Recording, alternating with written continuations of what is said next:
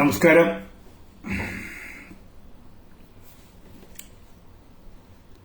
ആരൊക്കെ ഉണ്ടാവുമെന്നറിയില്ല. കുറച്ച് ദിവസമായി ലൈവിൽ വന്നിട്ട്. നമസ്കാരം അരവിന്ദ് കുമാർ.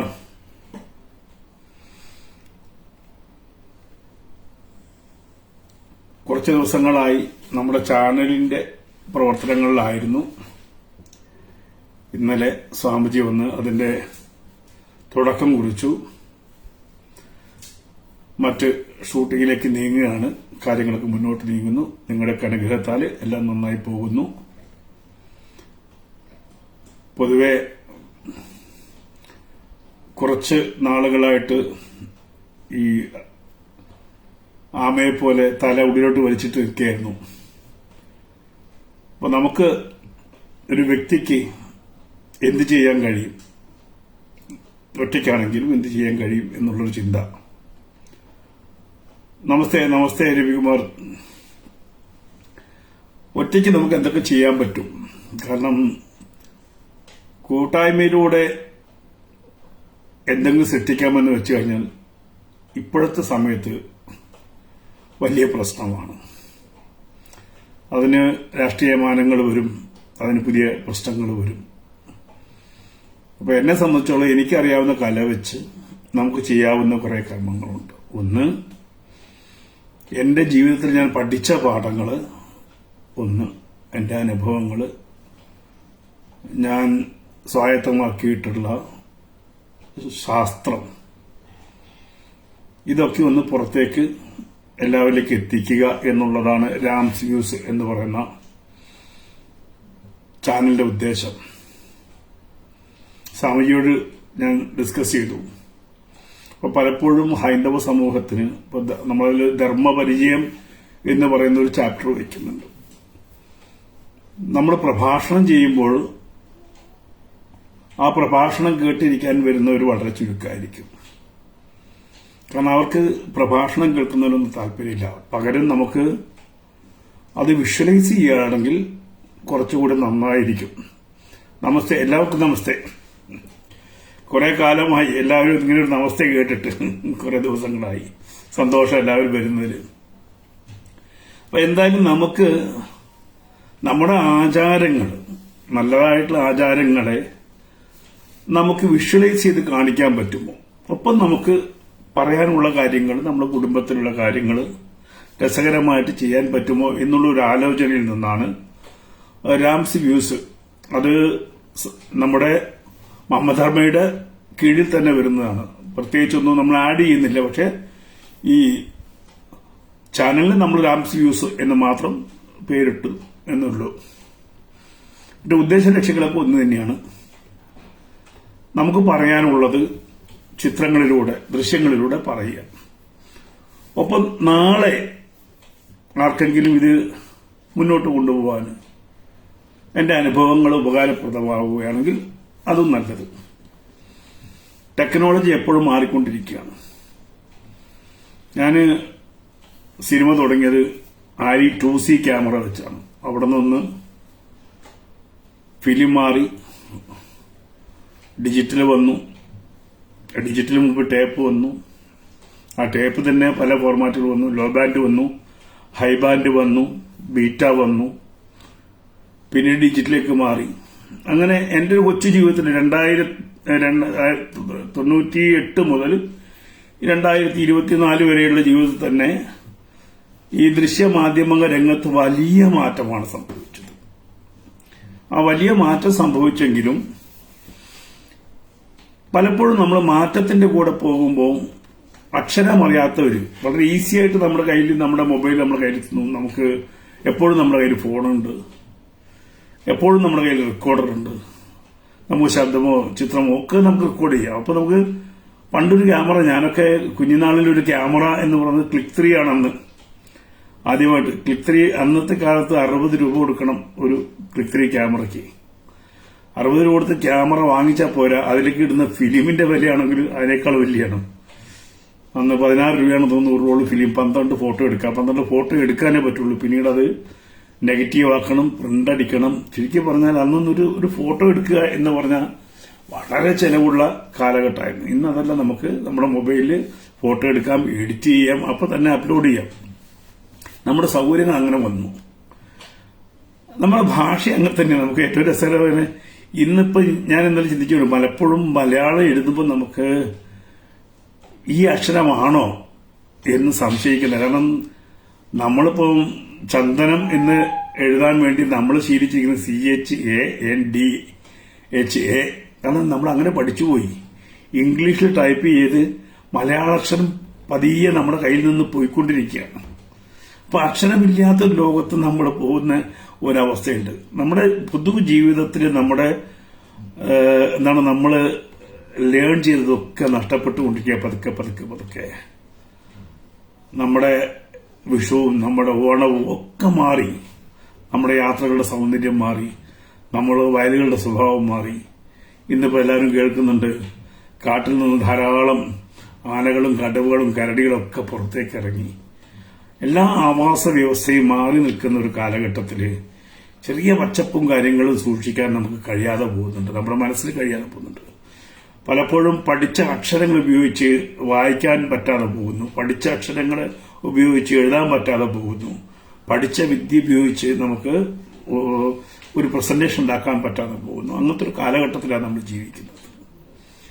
അപ്പോൾ ഷോർട്ടായിട്ടും ഇപ്പൊ ഏറ്റവും പുതിയ കണ്ടുപിടുത്തം ഞാനതിലേക്ക് കാര്യങ്ങൾ ശ്രദ്ധിച്ചിട്ടുണ്ടായിരുന്നില്ല. ഇപ്പോഴാണ് ഈ ഫുൾ ഓട്ടോമേഷനായിട്ട് ഒരു കഥ എഴുതി തരാമോ എന്ന് കമ്പ്യൂട്ടറോട് ചോദിച്ചാൽ കമ്പ്യൂട്ടർ ഉടനെ കഥ എഴുതാൻ തുടങ്ങിയായി. എന്ത് കഥയാണ്? നമുക്കൊരു ആമയും മുയലും എന്ന് പറഞ്ഞൊരു കഥ പറഞ്ഞാൽ ക്രൂരനായിട്ടുള്ള ആമയും ശാന്തനായിട്ടുള്ള മുയലും ഒരു യാത്ര പോകുന്നു എന്ന് പറഞ്ഞ് കമ്പ്യൂട്ടറിലേക്ക് അടിച്ചു കൊടുത്താൽ AI സാങ്കേതിക വിദ്യ വെച്ച് അപ്പൊ തന്നെ കഥ ഉണ്ടാക്കി.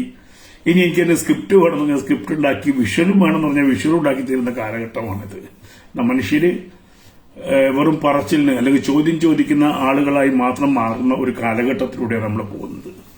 ചോദ്യം ചോദിച്ചാൽ മതിയൊക്കെ കമ്പ്യൂട്ടർ പറഞ്ഞുതരും. പക്ഷേ കമ്പ്യൂട്ടറിന് അറിയാത്ത ചില വികാരങ്ങളുണ്ട്. അവിടെയാണ് നമ്മുടെ ഏറ്റവും വലിയ പ്രശ്നം. ഇപ്പൊ എന്റെ അടുത്ത് പലരും ഇന്നലെ മുതൽ നിൽക്കുന്നത്, ആ ക്ഷേത്രഭൂമി പള്ളി വരുന്നു, എന്താ പ്രതികരിക്കുന്നില്ലെന്ന്. ആരാണ് പ്രതികരിക്കേണ്ടത്? ഈ പ്രതികരിക്കേണ്ട സമൂഹം എവിടെയാണ് നിൽക്കുന്നത്? എന്തിനാണ് അന്യരുടെ ഭൂമിയിലേക്ക് മറ്റൊരു കൈകടത്തുന്നത്? അന്യരുടെ സംസ്കാരത്തിലേക്ക്, അന്യരുടെ വിശ്വാസങ്ങളിലേക്കൊക്കെ കൈകടത്തി അത് സ്വന്തമാക്കുന്ന ആരാണ്? അതിനേറെ പ്രതികരിക്കേണ്ടത് ആരാണ്? അപ്പോൾ സ്വാഭാവികമായിട്ടും ഞാൻ പറയും, ഇവിടെ നമ്മൾ ജാതി വെച്ച് കളിച്ചുകൊണ്ടിരിക്കുകയാണല്ലോ.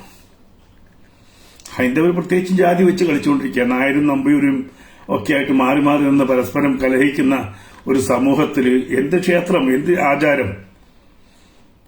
കഴിഞ്ഞ മാസം ഒരു ക്ഷേത്രത്തിൽ ഞാൻ പോയി. ആ ക്ഷേത്രത്തിൽ പോയപ്പോൾ അവിടുത്തെ ക്ഷേത്ര കമ്മിറ്റിക്കാരനോട് പറഞ്ഞു, ആരും വരുന്നില്ല സാറേ, ഈ ക്ഷേത്രത്തിലേക്ക് ആരും വരുന്നില്ല. ക്ഷേത്രത്തില് നട തുറന്നു വെച്ചാൽ ആരും വരണ്ടേ ക്ഷേത്രത്തിലേക്ക്? എന്താ ക്ഷേത്രത്തിൽ ആരും വരാത്തത്? നമ്മുടെ വിശ്വാസമാണ്. എന്നാൽ മറ്റിടങ്ങളിലൊന്നും ആൾക്കാർ കുറവില്ല. വെള്ളിയാഴ്ച ഒന്നിൽ നോക്കൂ, ഏത് മസ്ജിദിലാണ് ആൾ കുറവുള്ളത്? ഞായറാഴ്ച ഏത് പള്ളിയിലാണ് കുർബാന നടക്കാത്തത്? എന്താണ് ഹിന്ദുവിന് മാത്രം ഇങ്ങനെ വന്നത്? ഹിന്ദുവിന് മാത്രം ഇങ്ങനെ വന്നത്, ഹിന്ദു എന്ന് പറയുന്ന ആ ജനിച്ച് വളരുന്ന സമയത്ത് എന്താണ് ഹൈന്ദവത, എന്താണ് സംസ്കാരം, എന്താണ് അവന്റെ ആചാരക്രമങ്ങൾ, ഇതൊന്നും പഠിക്കാതെ പച്ച വിഡ്ഢിയായിട്ട് വളരുന്ന ഒരൊറ്റ സമൂഹം ഹിന്ദുവുള്ളൂ ലോകത്ത്. ഒരു മുസൽമാനോട് ചോദിച്ചു, ഇസ്ലാം കാര്യം എന്താണ്, ഈമാൻ കാര്യം എന്താണെന്ന് ചോദിച്ചു. വള്ളി പുള്ളി തെറ്റാതെ ഈമാൻ കാര്യങ്ങളും ഇസ്ലാം കാര്യങ്ങളും പറഞ്ഞ് നിങ്ങളെ ബോധ്യപ്പെടുത്തും. ഒരു ക്രിസ്ത്യാനിയോട് ചോദിച്ചു നോക്കൂ, 10 കൽപ്പനകൾ ഏതാണെന്ന് ചോദിച്ചാൽ കൃത്യമായിട്ട് 10 കൽപ്പനകളും അവൻ നിങ്ങൾക്ക് പറഞ്ഞു തരും. നിങ്ങൾക്ക് എത്ര വേദമുണ്ടെന്ന് ഒരു ഹിന്ദുവിനോട് ചോദിച്ചാൽ ഒന്ന് ആലോചിക്കും. നിങ്ങളുടെ ഗ്രന്ഥങ്ങൾ ഏതാണെന്ന് ഹിന്ദുവിനോട് ചോദിച്ചാൽ ഒന്ന് ആലോചിക്കും. എന്തുകൊണ്ടാണ്? പഠിക്കാൻ അവനവന്റെ സംസ്കാരത്തെക്കുറിച്ച്. ഇതൊരു മതം, ശരി, മതമെങ്കിലും മതം. ആ മതത്തെക്കുറിച്ച്, അങ്ങനെ ഒരു മതമുണ്ടെങ്കിൽ ആ മതത്തെക്കുറിച്ച് ആ മതവിഭാഗത്തിൽപ്പെട്ടവർ പഠിക്കണ്ടേ? അതിനുള്ള സൗകര്യങ്ങൾ ഈ രാജ്യത്ത് വേണ്ടേ? ഇപ്പൊ ക്ഷേത്രത്തിന്റെ ഭൂമി പോകുന്നു, കയ്യേറി പോകുന്നു എന്ന് പറയുമ്പോൾ ആ ക്ഷേത്രത്തിന് ചുറ്റും ആളുകൾ വരണ്ടേ? ക്ഷേത്രവുമായിട്ട് ബന്ധം വേണ്ടേ? ഇത് ഒരു ക്ഷേത്രത്തിന്റെ അല്ല. ഇപ്പൊ ഞാൻ ജനിച്ചു വളർന്ന സ്ഥലമാണ് മീനങ്ങാടി. മീനങ്ങാടിയിലെ പുറക്കാടി അംശം, ആ പുറക്കാടി ഒരു ക്ഷേത്രമുണ്ട്, വയനാട്ടിലെ പ്രധാനപ്പെട്ട ക്ഷേത്രം. ആ ക്ഷേത്രത്തിന്റെ ആയിരക്കണക്കിന് ഏക്കർ ഭൂമിയാണ് അന്യാധീനപ്പെട്ടു പോയത്. അതിന്റെയൊക്കെ രേഖ ആ ക്ഷേത്രത്തിലുണ്ട്. പക്ഷെ ആരെങ്കിലും എടുത്തു നോക്കിയിട്ട് ഈ രേഖ പ്രകാരമുള്ള ഭൂമി ഒന്ന് തിരിച്ചു പിടിക്കാൻ ശ്രമിക്കുമോ? ഇല്ല. അപ്പൊ രാഷ്ട്രീയം വരും, അങ്ങോട്ടൊരു കോംപ്രമൈസ് വരും. ഒരു ക്ഷേത്രമല്ല, 100 കണക്കിന് ക്ഷേത്രം എനിക്കറിയാം. ആയിരക്കണക്കിന് ഏക്കർ നഷ്ടപ്പെട്ട് നിത്യവൃത്തിക്ക് നിവൃത്തിയില്ലാത്ത ക്ഷേത്രങ്ങൾ, മഹാക്ഷേത്രങ്ങൾ. വരുമാനമുള്ള ക്ഷേത്രങ്ങൾക്ക് സർക്കാർ ഓടിച്ചാടി പിടിക്കാനുണ്ട്. വരുമാനമില്ലാത്ത ക്ഷേത്രങ്ങളോ അന്യാധീനപ്പെട്ട ഭൂമിയോ ഒന്ന് നോക്കി നടത്താനോ ക്ഷേത്രത്തിനെ പിടിച്ചെടുക്കാനോ ആരുമില്ല. ഒരു വക്കീൽ വിചാരിച്ചാൽ ഈ ലോകത്തുള്ള എല്ലാ ക്ഷേത്രങ്ങളും നന്നാക്കാൻ പറ്റുമോ? ഒരു ക്ഷേത്ര പുനരുദ്ധാരണം നടത്തിയാൽ എനിക്കറിയാം ആ ക്ഷേത്രം ഒന്ന് ഫിനിഷ് ചെയ്യാനുള്ള ബുദ്ധിമുട്ട് എന്താണ്. എവിടെ നിന്നാണ് പണം കിട്ടുക ഹിന്ദുവിന്? ഏത് ഹിന്ദുവാണ് മുതലാളിമാരായിട്ടുള്ളത് ക്ഷേത്രത്തിന് വേണ്ടി പണം കൊടുക്കാനുള്ളത്? ഇതിനിടെയാണ് ഒരു രാമക്ഷേത്രം വന്നു. ആ രാമക്ഷേത്രം ഒരു അടയാളമായി മാറി. സത്യമാണ്, ഇന്ത്യയിലെ തകർക്കപ്പെട്ട ക്ഷേത്രങ്ങളിൽ ഏറ്റവും ഒരു മഹത്തായ ഒരു ഏരിയ അത് തിരിച്ചു പിടിച്ചു, തിരിച്ചു വന്നു, ക്ഷേത്രമുയർന്നു. അതിൽ നിന്നെങ്കിലും മനുഷ്യർ പഠിക്കണ്ടേ? തങ്ങളുടെ ക്ഷേത്രം, തങ്ങളുടെ ഭൂമി, തങ്ങളുടെ അവകാശം, തങ്ങളുടെ ആചാരം, ആ ആചാരം തിരിച്ചു പിടിക്കാൻ ചിന്തിക്കണ്ടേ? ഒരുമിക്കണ്ടേ? ഇപ്പൊ സമരം ചെയ്യാനോ അതല്ലെങ്കിൽ ഒരു കൂട്ടർ റിയാക്ട് ചെയ്യാനോ, റിയാക്ട് ചെയ്യേണ്ടവരൊന്നും റിയാക്ട് ചെയ്യുന്നില്ല. അപ്പൊ മതേതരത്വം ഒലിച്ചു പോയല്ലോ എന്നുള്ള ചിന്തയാണ് പലർക്കും. മതേതരത്വം കൊണ്ട് ഒലിച്ചു പോകുന്ന സാധനം, മതേതരത്വം ഒരു ഭാഗത്തേക്ക് മാത്രമുള്ള ഒരു പാലമാണല്ലോ.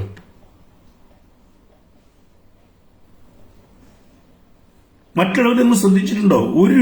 ഒരു സെന്റിമീറ്റർ ഭൂമി, ഒരു സെന്റിമീറ്റർ ഭൂമി നിങ്ങൾ റോഡിലൂടെ ഈ കേരളത്തിന്റെ അങ്ങേയറ്റം മുതൽ ഇങ്ങേയറ്റം വരെ പോയി നോക്കൂ. ചെരുപ്പിടാനുള്ള സ്ഥലം പോലും വെക്കാതെ റോഡിനോട് ചേർന്ന് 1 ഇഞ്ച് ഭൂമി കളയാതെ സൂക്ഷിക്കുന്ന മതവിഭാഗങ്ങളാണ് നമ്മുടെ ചുറ്റുമുള്ളത്. അപ്പോഴാണ് ക്ഷേത്രം പള്ളിക്കാരുണ്ട്, ഈ പള്ളി ഉയർന്നു, മദ്രസ വരുന്നു എന്നൊക്കെ പറഞ്ഞ് കരയുന്നത്. ഒന്ന് ആത്മാഭിമാനം വേണം മനുഷ്യന്, ആചാരങ്ങൾ വേണം മനുഷ്യന്. ഇത് സർക്കാർ പോലും, ഭരിക്കുന്ന സർക്കാർ പോലും ഹൈന്ദവന്റെ ആചാരം എങ്ങനെ തകർക്കാൻ പറ്റുമെന്ന് വ്രതം നോറ്റ് നടക്കുകയാണ്. എങ്ങനെ അയ്യപ്പനെ അപമാനിക്കാം, എങ്ങനെ മൂർത്തികളെ അപമാനിക്കാം, എങ്ങനെ മിത്താക്കി മാറ്റാം, എങ്ങനെ കുറിമായ്ച്ചു കളയാം, എങ്ങനെ വിളക്കിനെ ഇല്ലാതാക്കാം എന്ന് ഭരണകൂടം പോലും ചിന്തിക്കുന്ന ഒരവസ്ഥയിൽ ഈ സമൂഹം എങ്ങനെയാണ് റിയാക്ട് ചെയ്യുക? ഞാനൊക്കെ പുതിയ നമ്മൾ പറഞ്ഞപ്പം ചില ആൾക്കാർ വന്ന് പുത്തനച്ചി പുറപ്പുറം തൂക്കുന്ന പറഞ്ഞത്. ഞാൻ പുത്തനച്ചിയൊന്നുമല്ല, എത്രയോ വർഷങ്ങളായി ഇതിന്റെ പുറകെ നടക്കുന്ന മനുഷ്യനാണ്. ചുരുങ്ങിയത് ഒരു 10-25 വർഷമായി ഹൈന്ദവ ധർമ്മത്തിന്റെ കൂടെ സഞ്ചരിക്കുന്നതാണ്. ഹൈന്ദവ ധർമ്മം പാലിക്കാൻ വേണ്ടിയിട്ട് പേര് മാറ്റണമെന്നോ അല്ലെങ്കിൽ പൊട്ടുതൊടണമെന്നോ നിർബന്ധമൊന്നും ഉണ്ടായിരുന്ന ആളല്ല. അങ്ങനെ ആവശ്യമില്ല, അതെനിക്കറിയാം, ഇല്ലായിട്ടൊന്നുമില്ല. പിന്നെ ധർമ്മത്തിന് വേണ്ടി സംസാരിക്കുമ്പോൾ എല്ലാവരും പറഞ്ഞു അയ്യോ അങ്ങനെയാണ്, എന്നാ പിന്നെ ഈ അപ്പക്കുട്ടനായിക്കൂടെ, കൃഷ്ണൻകുട്ടിയായിക്കൂടെ, എന്തോ ആയിക്കോട്ടെ, ശരി. ഇപ്പൊ നമ്മളിപ്പോ സംസാരിക്കുമ്പോൾ പുത്തനച്ചി പുറപ്പുറം തൂക്കും, അതല്ലെങ്കിൽ ഇപ്പം BJPയുടെ തൃശ്ശൂര് പ്രസിഡന്റ് എന്നെ കോയ എന്ന് വിളിച്ചപ്പോ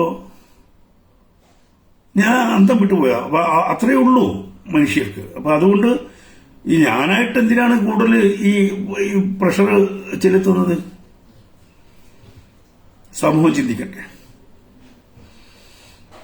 എങ്കിലും മനസാക്ഷി ഇടയ്ക്കിടയ്ക്ക് കുത്തുന്നതുകൊണ്ടാണ് ഇങ്ങനെ വന്ന് സംസാരിക്കുന്നത്. ഞങ്ങളൊരു നാഷണൽ ഹിന്ദു ലീഗ് എന്ന് പറഞ്ഞൊരു സാംസ്കാരിക സംഘടന ഉണ്ടാക്കിയിട്ടുണ്ട്. അതിനുപോലും മുന്നോട്ട് പോകുമ്പോൾ ഒരു സംശയത്തിന്റെ കണ്ണിലൂടെയാണ് എല്ലാവരും നോക്കുന്നത്. എന്തോ രാഷ്ട്രീയ ലക്ഷ്യത്തിന് വേണ്ടിയിട്ടാണോ, അതല്ലെങ്കിൽ പണമുണ്ടാക്കാനാണോ? അങ്ങനെയാണെങ്കിൽ ഇവിടെ നിൽക്കണോ? ഈ ഭാഗത്ത് നിൽക്കുന്നതിനേക്കാൾ എത്രയോ ബെറ്ററാണ് മറ്റു ഭാഗങ്ങളിലേക്ക് പോയി കഴിഞ്ഞാൽ പണം കിട്ടും, മാസപ്പടി കിട്ടുന്ന സമൂഹം ഇവിടെ ഉണ്ടല്ലോ.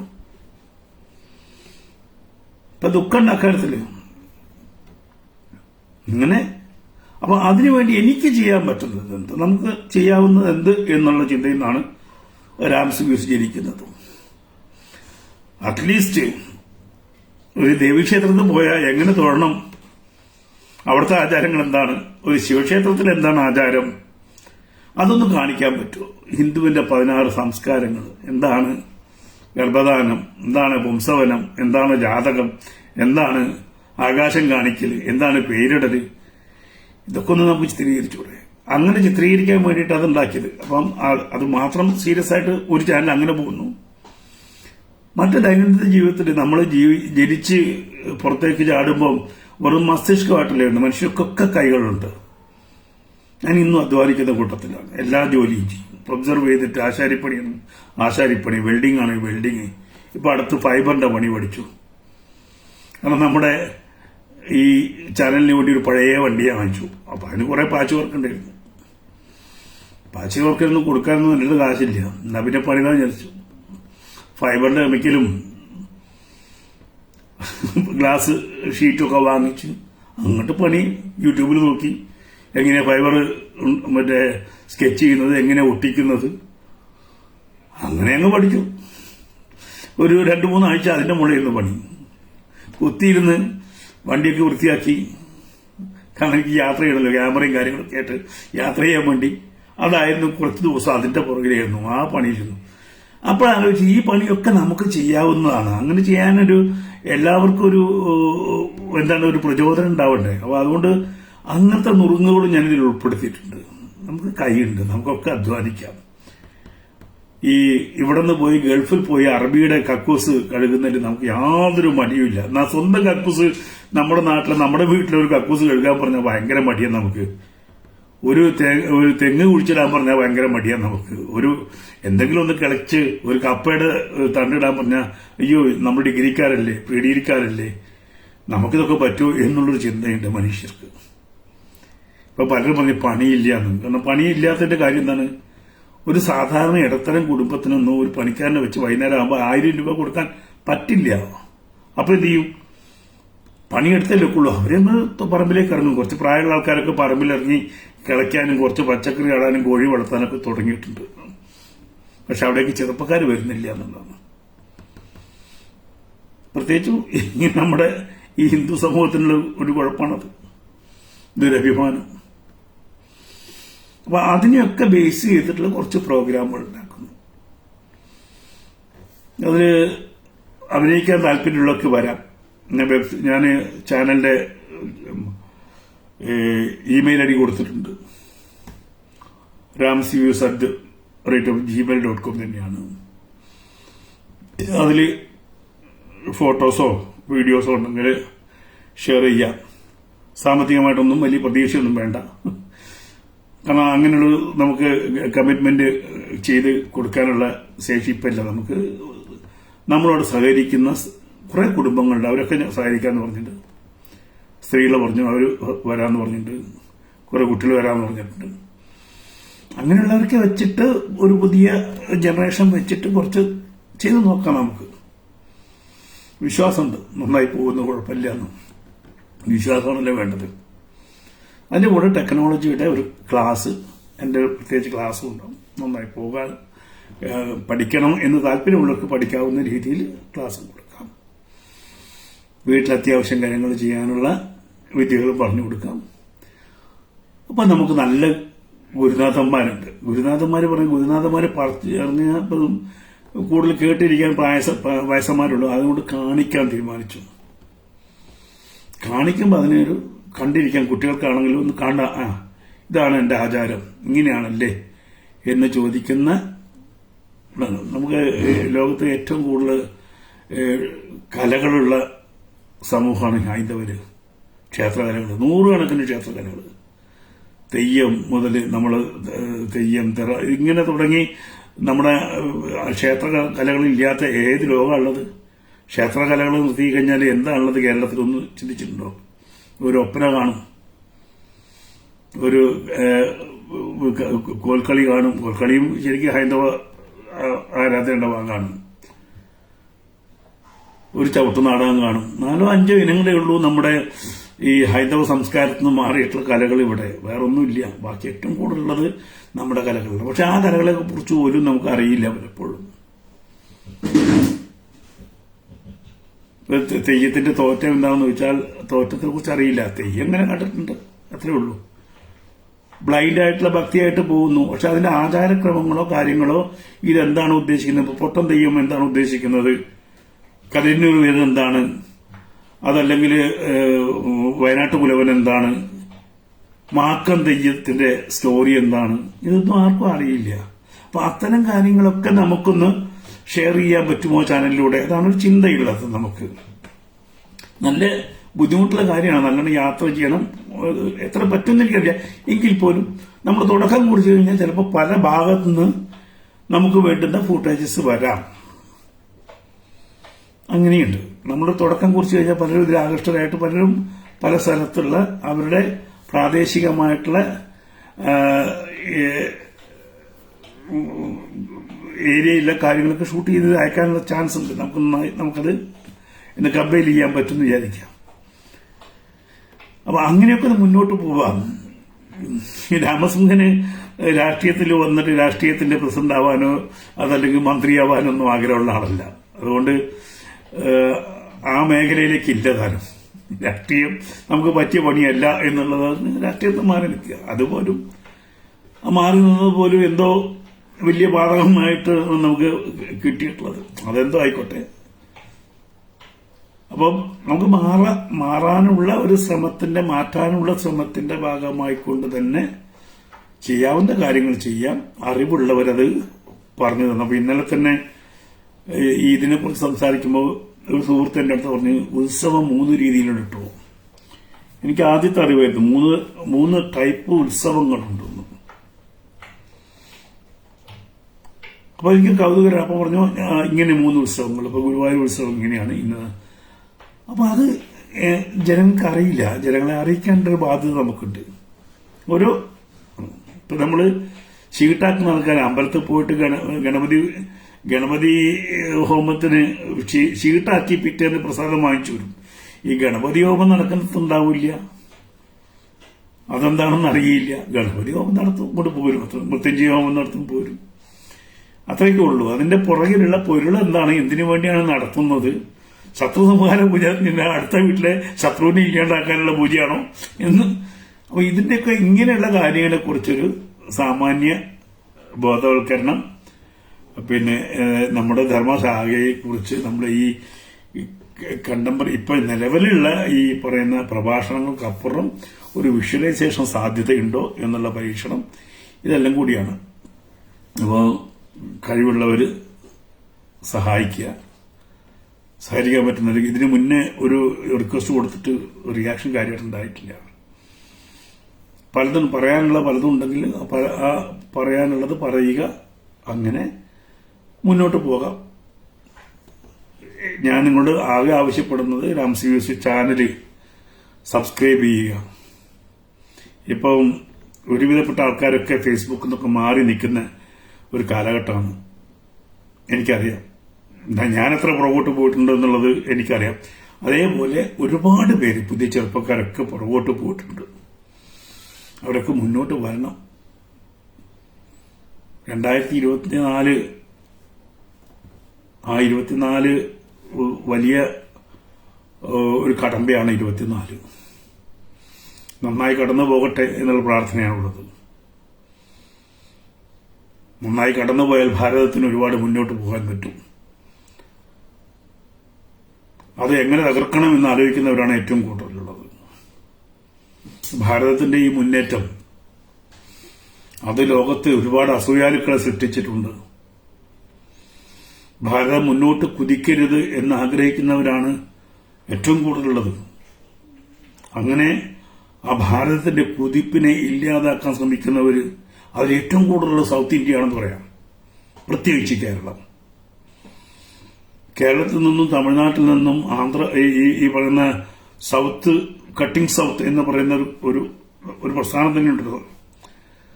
അപ്പോ ഇവിടെ നിന്നാണ് ഈ ഇന്ത്യയിൽ മൊത്തം വ്യാപിക്കുന്ന ഈ എന്താണ് ഭാരത വിരുദ്ധത, അതല്ലെങ്കിൽ ഭാരതീയ വിരുദ്ധത, ധർമ്മവിരുദ്ധത, അത് തുടക്കം കുറിക്കുന്നത് കേരളത്തിൽ നിന്നാണ്.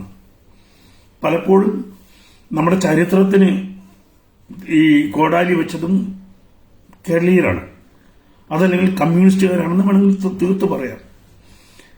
അങ്ങനെയുള്ള ഒരു കാലഘട്ടത്തിൽ 24 കടന്ന് നിലവിലുള്ള ആ ഉയർച്ചയുടെ ഗ്രാഫ് അങ്ങനെ തന്നെ നിലനിൽക്കാൻ വേണ്ടിയിട്ടുള്ള ശ്രമങ്ങൾ അതുണ്ടാവണം. എത്രത്തോളം കേരളത്തിലുണ്ടാവുമെന്ന് എനിക്കറിയില്ല. എങ്കിൽ പോലും ഭാരതം ഇങ്ങനെ ഇപ്പോഴത്തെ ഒരു കുതിപ്പുണ്ട്. ആ കുതിപ്പ് നമുക്ക് കേരളത്തിൽ തന്നെ കാണാം. കേരളത്തിലെ ഹൈവേകളൊക്കെ വൃത്തിയാവുന്നു, നമുക്ക് വേഗതയിൽ സഞ്ചരിക്കാൻ പറ്റും എന്നൊരു തോന്നലുണ്ട്. അടുത്ത വർഷം എനിക്ക് ഒരു കോഴിക്കോട് നിന്ന് എറണാകുളത്തേക്ക് 2.5 മണിക്കൂർ 3 മണിക്കൂർ കൊണ്ട് എത്താൻ പറ്റും എന്നുള്ള ഒരു പ്രതീക്ഷ നമുക്കുണ്ട്. നമ്മുടെ വേഗത കൂടും എന്നുള്ളത്. ഇത് 10-75 കൊല്ലമായിട്ട് സ്വപ്നം കാണുന്ന കാര്യങ്ങളാണ് ഇപ്പോൾ പെട്ടെന്ന് നടക്കുന്ന 5-10 വർഷം കൊണ്ട് വന്ന മാറ്റങ്ങൾ. അത് വലിയ മാറ്റങ്ങൾ തന്നെയാണ്. അപ്പോൾ ആ കുതിപ്പിനെ എങ്ങനെ ഇല്ലാതാക്കാൻ പറ്റും എന്നുള്ളത് ചിന്തിക്കുന്ന ആളുകൾ ധാരാളമുണ്ട്. മാറ്റങ്ങൾ നമ്മുടെ ഉള്ളം കയ്യിലുണ്ട്. മാറ്റങ്ങൾ എന്താണെന്ന് നമുക്ക് പിച്ച ചോദിക്കുന്ന പോലും ചില്ലറ ഇല്ലെന്ന് പറഞ്ഞാൽ സാറേ ഗൂഗിൾ പേ ഉണ്ട്, അതിലേക്ക് തന്നോളൂ എന്ന് പറയുന്ന ഒരു കാലഘട്ടത്തിലാണ് നമ്മൾ ജീവിക്കുന്നത്. പോക്കറ്റിൽ പേഴ്സിൽ പണമില്ലെങ്കിലും നമ്മൾ ജീവിക്കുന്നുണ്ട്, നമ്മൾ കൈമാറ്റം ചെയ്യുന്നുണ്ട്. പണ്ട് ബാങ്കിൽ പോയിട്ട് ഒരാൾക്ക് ഒരു 10 രൂപ അയക്കണമെങ്കിൽ എന്തൊരു ബുദ്ധിമുട്ടായിരുന്നു. ഇപ്പൊ ഇന്ന് ഞാനിപ്പോൾ ഈ സെക്കൻഡിൽ ഞാൻ ഒരാൾക്ക് അല്പം പണം വേണമെന്ന് പറഞ്ഞു, ഉടനെ നമുക്ക് അയക്കാൻ പറ്റി. ഒരുപാട് മാറ്റം വന്നിട്ടുണ്ട് കഴിഞ്ഞ 10 വർഷം. 2014 മുതൽ 2024 വരെ വന്ന മാറ്റങ്ങളെ ആര് നിരാകരിക്കാൻ പറഞ്ഞാലും അത്ര പെട്ടെന്നൊന്നും നിരാകരിക്കില്ല. കേരളത്തിലെ ഈ കുറെ മണ്ടന്മാര് മാത്രമേ അതിന്റെ പുറകെ പോകുള്ളൂ. പക്ഷെ കേരളം കഴിഞ്ഞ് സഞ്ചരിക്കുന്നവര്, മറ്റ് സ്റ്റേറ്റിലൂടെ പോയവർക്കൊക്കെ ഭാരതത്തിന്റെ മാറ്റം എന്താണെന്ന് മനസ്സിലാകും. അത് കേരളം മാത്രം മനസ്സിലാക്കി കേരളത്തിൽ ആളില്ല, അതാ സത്യം. എന്തൊക്കെ പദ്ധതികൾ ഉണ്ടെന്ന് ചോദിച്ചാൽ ആ പദ്ധതികൾ എങ്ങനെ ആനുകൂല്യങ്ങൾ കിട്ടുമെന്ന് ചോദിച്ചാൽ ഇപ്പോഴും ഒരു തയ്യൽ മെഷീൻ മേടിക്കാൻ, തയ്യൽ മെഷീൻ ഉണ്ടായിരുന്നെങ്കിൽ തയ്ക്കാമെന്ന് പറയുന്ന 100 കണക്കിന് ആൾക്കാരുണ്ട്. തയ്യൽ മെഷീൻ ഇല്ലാത്തതുകൊണ്ട് തയ്ക്കാത്തത്. ഒരു തയ്യൽ മെഷീൻ കിട്ടും, അത് അവന്റെ അവകാശമാണ് എന്ന് അറിയാത്തവർ. 10 രൂപയുടെ ഇൻഷുറൻസ് ഇപ്പോഴും ഉണ്ടെന്ന് അറിയാത്തവർ. എന്തൊക്കെ പദ്ധതികൾ ഇപ്പോഴും ഈ ഹെൽത്ത് സർട്ടിഫിക്കറ്റ് ഇല്ലാതെ ദരിദ്രരുണ്ട് കേരളത്തിൽ. ഇപ്പോഴും ഭൂമി ഉണ്ടായിട്ടും ഈ കേന്ദ്ര സർക്കാരിന്റെ 6000 രൂപ കിട്ടാത്ത ആൾക്കാർ ഇപ്പോഴും ഉണ്ട് കേരളത്തിൽ. കാരണം അതിന് അപ്ലൈ ചെയ്ത് കഴിഞ്ഞാൽ നിങ്ങളുടെ സ്ഥലം കൊണ്ടുപോകുമെന്ന് പറഞ്ഞിട്ട് കുറെ ആൾക്കാർ വിരട്ടി, അവരെ കമ്മ്യൂണിസ്റ്റുകാരെ വിരട്ടി. പാവങ്ങള് അതിനപേക്ഷിച്ചില്ല. പക്ഷെ കമ്മ്യൂണിസ്റ്റുകാരൊക്കെ ആ കാശ് വാങ്ങിച്ച് പുട്ടടിക്കുന്നുണ്ട്. ഇതാണ് നമുക്ക് ഒരു മാറ്റം, ആ മാറ്റത്തിന്റെ കൂടെ നമ്മൾ നിൽക്കില്ല. ഇപ്പൊ ഏറ്റവും വലിയൊരു പ്രശ്നം, കാട്ടിൽ നിന്ന് നാട്ടിലേക്ക് എല്ലാവരും ഇറങ്ങുന്നുണ്ട്. ആരെങ്കിലും ചിന്തിച്ചിട്ടുണ്ടോ എന്തുകൊണ്ടാണ് ഇറങ്ങുന്നതെന്ന്? അവരെ വെടിവെക്കൂ, പിടിക്കൂ, കൊണ്ടുപോയി തള്ളൂ എന്ന് പറയുന്നുണ്ട്. എന്തുകൊണ്ട് ഇവര് കാടിറങ്ങുന്നു? ഗവൺമെന്റ് പഠിക്കുന്നുണ്ടോ? ആരെങ്കിലും പഠിക്കുന്നുണ്ടോ? കാട്ടിലേക്ക് ആരെങ്കിലും പോകുന്നുണ്ടോ? കാട്ടിലെ ആവാസ വ്യവസ്ഥയ്ക്ക് എന്താണ് സംഭവിക്കുന്നത്? അവിടെ ആഹാരത്തിന്റെ കുറവുണ്ടോ? അവിടെ ജലത്തിന്റെ കുറവുണ്ടോ? എന്നാരെങ്കിലും ഇപ്പൊ ഈ കഴിഞ്ഞ 3-4 മാസങ്ങളായിട്ട് ദിവസവും നമ്മൾ കാണാൻ കരടി ഇറങ്ങി, പുലി ഇറങ്ങി, ആന ഇറങ്ങി എന്നുള്ളത്. പക്ഷെ അവിടെ അവരുടെ ആവാസ വ്യവസ്ഥയ്ക്ക് എന്തെങ്കിലും സംഭവിച്ചിട്ടുണ്ടോ? അതിനെക്കുറിച്ച് പഠിക്കണമെന്ന് ഏതെങ്കിലും ശാസ്ത്രജ്ഞൻ പറഞ്ഞു കേട്ടിട്ടുണ്ടോ? ഏതെങ്കിലും രാഷ്ട്രീയക്കാരൻ പറഞ്ഞു കേട്ടിട്ടുണ്ടോ? ഇല്ല. അവരിങ്ങോട്ട് വരാതെ നോക്കണം. മതിൽ കെട്ടിയാലൊന്നും നിൽക്കില്ല ആരെയൊന്നും. അപ്പൊ അവരുടെ ആവാസ വ്യവസ്ഥയ്ക്ക് എന്തോ സംഭവിച്ചിട്ടുണ്ട്. ഞാനൊരു വയനാട്ടുകാരൻ എന്ന നിലയ്ക്ക് ഞാനൊക്കെ കോളേജിൽ പഠിക്കുമ്പോൾ ഈ കാടിലെ കൂടെ ഒക്കെ നടന്ന ഒരാനയും ഉപദ്രവിച്ചിട്ടില്ല, അങ്ങോട്ടും ഇങ്ങോട്ടും വന്നിട്ടില്ല. ഇപ്പൊ ഇങ്ങനെ ഇറങ്ങുന്നുണ്ടെങ്കിൽ അവിടെ എന്തോ സംഭവിക്കുന്നുണ്ട്, കാടുകളിൽ എന്തോ സംഭവിക്കുന്നുണ്ട്. അവിടെ ഒന്നില്ല ആഹാരം കിട്ടുന്നില്ല, അല്ലെങ്കിൽ അവിടെ ജലം കിട്ടാത്ത അവസ്ഥയുണ്ട്, അവിടെ ജലാംശമുള്ള ആഹാരം കിട്ടാത്ത അവസ്ഥയുണ്ട്, അതല്ലെങ്കിൽ കടുവയ്ക്ക് ആഹാരം കിട്ടാത്ത അവസ്ഥയുണ്ട്, അവർക്ക് ഇര കിട്ടാത്ത അവസ്ഥയുണ്ട്. ഇതൊക്കെ അറിഞ്ഞിട്ട് വേണം നമ്മൾ ഒരു മുന്നോട്ട് പോകാൻ. അങ്ങനെ ഒന്നും പഠിക്കുന്ന പോലുമില്ല, നമ്മൾ ചിന്തിക്കുന്ന പോലുമില്ല. അവരെ പെട്ടെന്ന് നമ്മളെ ആരാണോ ശത്രുക്കളായിട്ട് വരുന്നത് അവരെ അങ്ങ് പൂട്ടിയിടുക, ഇല്ലാണ്ടാക്കാം എന്നുള്ളൊരു ചിന്തയാണ്. അതല്ല അതിന്റെ യഥാർത്ഥ വഴി, അത് വേറെ കാര്യം. ഇത് തന്നെയാണ് നമ്മൾ സംഭവിച്ചത്. നമ്മളിപ്പം ഒരുതരം മൃഗങ്ങളെ വേട്ടയാടുന്ന രീതിയിലാണ് ഹൈന്ദവരെ വേട്ടയാടിയിട്ടുള്ളത് എക്കാലവും. ഏറ്റവും അപരിഷ്കൃതമായിട്ടുള്ള ഒരു സമൂഹമാണ് അവനെ വേട്ടയാടിക്കുന്നത്. ഇപ്പൊ എങ്ങനെയാണ് യഹൂദരെ വേട്ടയാടുന്നത്? എത്രയോ ദിവസങ്ങളായി യുദ്ധം നടക്കുന്നു. എന്തിനു വേണ്ടിയാണ് യുദ്ധം ഉണ്ടായത്? ഒരു ദിവസം കയറി വന്ന് 10,200 പേരെ കൊന്നിട്ട് അവരെ പിടിക്കാൻ വേണ്ടി യുദ്ധം. ആ യുദ്ധത്തിൽ എത്രായിരം ജീവിതം പോയി. ആരെങ്കിലും എന്തെങ്കിലും നേടിയോ? ഒരു സമൂഹത്തിന് ഇല്ലായ്മ ചെയ്യാമെന്ന് അതിന്റെ തിരിച്ചടികൾ പിന്നീട് ജീവിതത്തിലുണ്ടാകും. അങ്ങനെ ആയിരക്കണക്കിന് വർഷം ഇല്ലാതാക്കാൻ ശ്രമിച്ച ഒരു സമൂഹമാണ്. ജൂതരെ പോലെ തന്നെ സമൂഹമാണ് ഹൈന്ദവരും. അത് പഠിച്ചിട്ടില്ല. ഞാൻ മുൻപ് പറഞ്ഞു, ഹിന്ദുവായിട്ട് ജീവിക്കാൻ വേണ്ടി നികുതി കൊടുത്തവരാണ് നമ്മുടെ പൂർവികരെ എന്ന് ആലോചിക്കണം. ആരാണ് ഇപ്പോഴത്തെ ഹിന്ദു അല്ലാത്ത ഇതര മതസ്ഥർ ആരായിരുന്നു എന്നും കൂടി ചിന്തിക്കണം. ഇപ്പൊ ഈ അയ്യോ അയ്യോ അയ്യോ അയ്യോ എന്ന് വിളിച്ച് ഞങ്ങളുടെ പള്ളിയെടുത്തേ, അല്ലെങ്കിൽ അത് എങ്ങനെയാണത് പള്ളിയായത്? യാത്ര ചെയ്യണം, കുത്തുബ് മിനാർ പോയി കാണണം,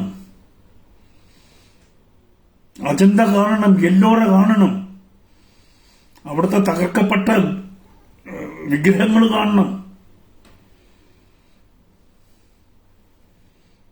ആരാണ് തച്ചുടച്ചതെന്ന് കാണണം. ആരെ ഉപദ്രവിച്ചു, ആരെ ഇല്ലായ്മ ചെയ്യാൻ ശ്രമിച്ചു, ഇപ്പോഴും ശ്രമിക്കുന്നു.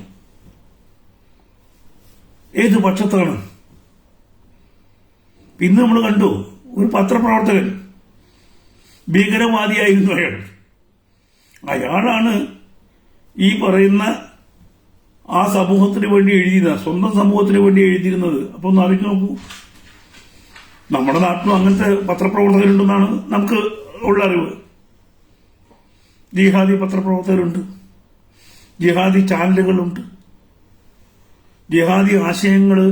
ഇനി എത്ര സർക്കാർ ഇനി എന്തൊക്കെ തീരുമാനിച്ചാലും ഈ ആശയങ്ങൾ ഏറ്റവും അടിസ്ഥാനപരമായിട്ട് മസ്തിഷ്കത്തിലൊക്കെ കയറി പോകുന്നത്.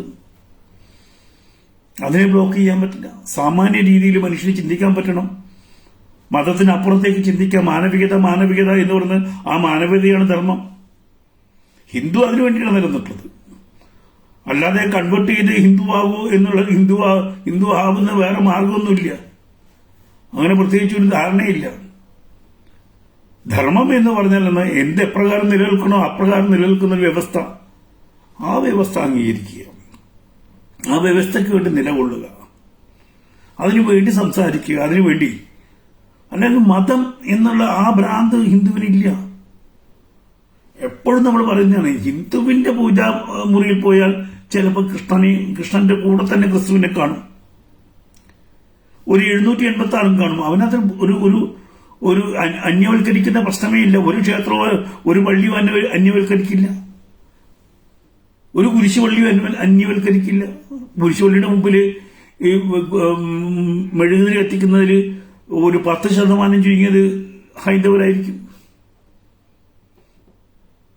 ഹൈന്ദവൻ അങ്ങനെ ഒരു മതപരമായിട്ടുള്ള വേർതിരിവ് മറ്റുള്ളവരുള്ളത്. പക്ഷേ ഈ പറയുന്ന ജിഹാദികൾക്ക് അങ്ങനെയല്ല. ബിംബാരാധകർ കടുത്ത വിരോധികളാണ്. എപ്രകാരമാണോ യഹൂദികൾ അപ്രകാരം തന്നെയാണ് ബിംബാരാധകരോട്.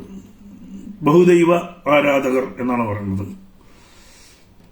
ഈ മതങ്ങൾ ഉണ്ടാകുന്നതിന് മുന്നേ ഏകദൈവ സിദ്ധാന്തം പറഞ്ഞ ആൾക്കാരാണ് ബഹുദൈവ ആരാധകർ എന്ന് പറയുന്നത്. അപ്പൊ ആ സങ്കല്പം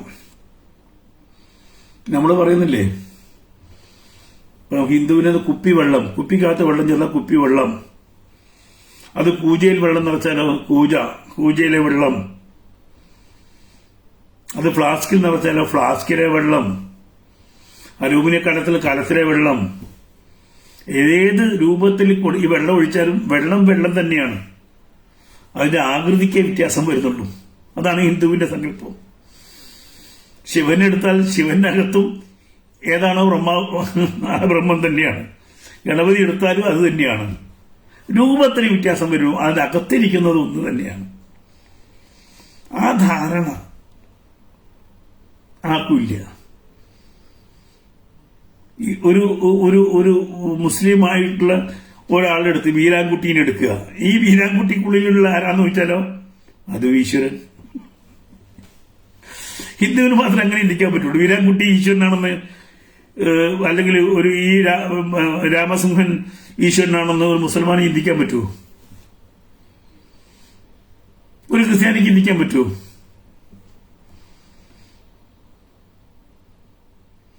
ഹിന്ദുവിന് ചിന്തിക്കാൻ പറ്റും. നായ ഈശ്വരനാണ്, നായരും ഈശ്വരനാണ്, പുലേനും ഈശ്വരനാണ്, പറയനും ഈശ്വരനാണ്, അഹമ്മദും മുഹമ്മദും ബീരാനും ഈശ്വരനാണ്, ജോസഫും വർക്കിയും ഈശ്വരനാണ്. അതാണല്ലോ നമ്മുടെ വിശ്വാസം. അങ്ങനെ അവർക്ക് പറയാൻ പറ്റുമോ? അതാണ് ഈ ധർമ്മത്തിന്റെ വ്യത്യാസം. ബാക്കി ഒന്ന് മാറ്റി വെച്ച് നോക്കൂ.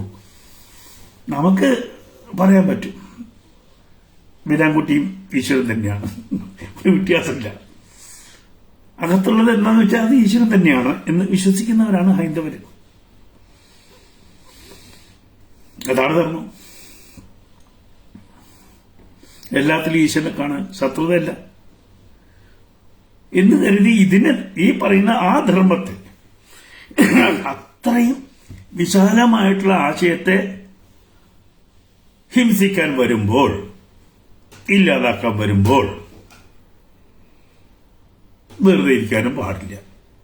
ഞാൻ എപ്പോഴും പറയാറുണ്ട്, എപ്പോഴും പറയുന്ന കാര്യമാണ്. ഗീതോപദേശത്തിലെ ആദ്യത്തെ ചാപ്റ്റർ എടുക്കുക നമുക്ക്. അർജുനൻ അപ്പുറത്ത് സ്വന്തം ബന്ധുമിത്രാദികളെ, സ്വന്തം സഹോദരന്മാരെയൊക്കെ കണ്ടു കഴിഞ്ഞ് അമ്പും വില്ലും താഴെ വെച്ചിട്ട് എന്നെ കൊണ്ട് പറ്റില്ല, ഞാൻ വേണേ തിണ്ടി ജീവിച്ചോളാം, സന്യസിച്ചോളാം എന്ന് പറഞ്ഞപ്പോ, എന്നാ പിന്നെ നീ അങ്ങനെ ജീവിച്ചോ എന്ന് കൃഷ്ണൻ പറഞ്ഞാൽ തീർന്നു, പിന്നെ ഉപദേശിക്കേണ്ട കാര്യം ഉണ്ടായിരുന്നില്ല.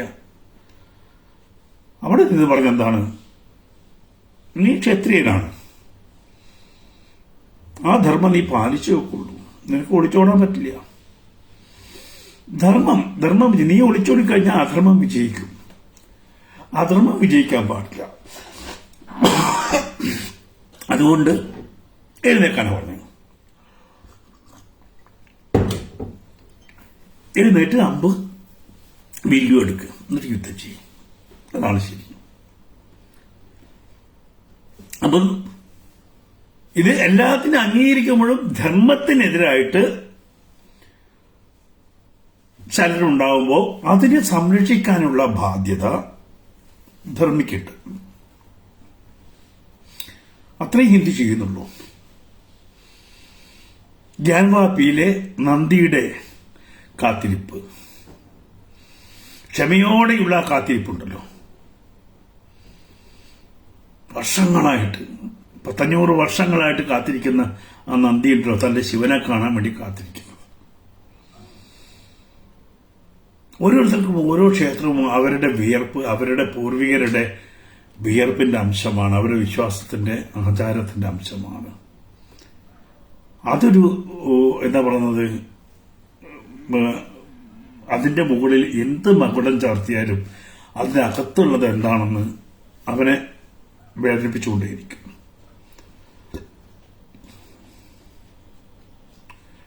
അത് പാടില്ല. പ്രത്യക്ഷത്തിൽ അറിയാവുന്ന കാര്യം ഏത് കൊച്ചുകുട്ടിക്ക് നോക്കിയാൽ ഒറ്റ നോട്ടത്തിൽ നോക്കിയാൽ മനസ്സിലാവുന്ന കാര്യങ്ങളാണ്.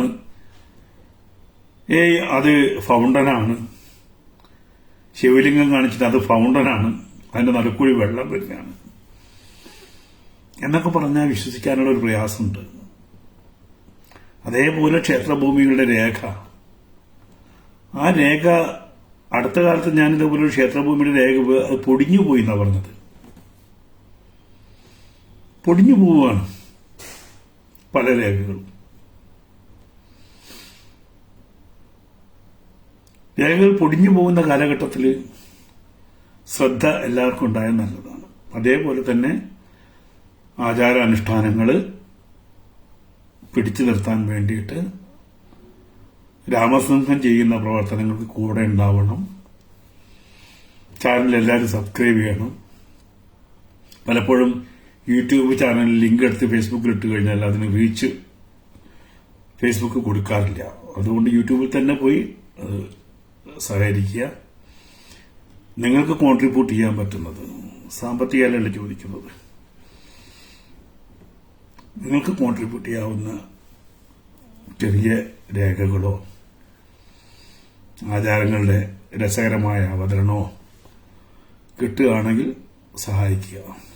ഇത് പല കോണിൽ നിന്ന് വരികയാണെങ്കിൽ നമുക്കൊരു ചാനലായിട്ട് ഒരു വിഷ്വൽ നിങ്ങളുടെ കയ്യിലുണ്ടെങ്കിൽ ആ വിഷ്വൽ അയച്ചു തന്നു കഴിഞ്ഞാൽ എനിക്കത് എഡിറ്റ് ചെയ്ത് അതിന് ശബ്ദം കൊടുത്ത് ഭംഗിയായിട്ട് വിടാൻ പറ്റും. ക്വാളിറ്റി വേണമെന്ന് മാത്രമേ ഉള്ളൂ. അതിനുവേണ്ടിയാണ് ഒരു പ്രത്യേക സെഗ്മെന്റ് എങ്ങനെ ഒരു സിനിമയ്ക്ക് വേണ്ടിയിട്ടോ ഡോക്യുമെന്ററിക്ക് വേണ്ടോ കാര്യങ്ങൾ ചിത്രീകരിക്കാം എന്ന് പറയുന്നത്.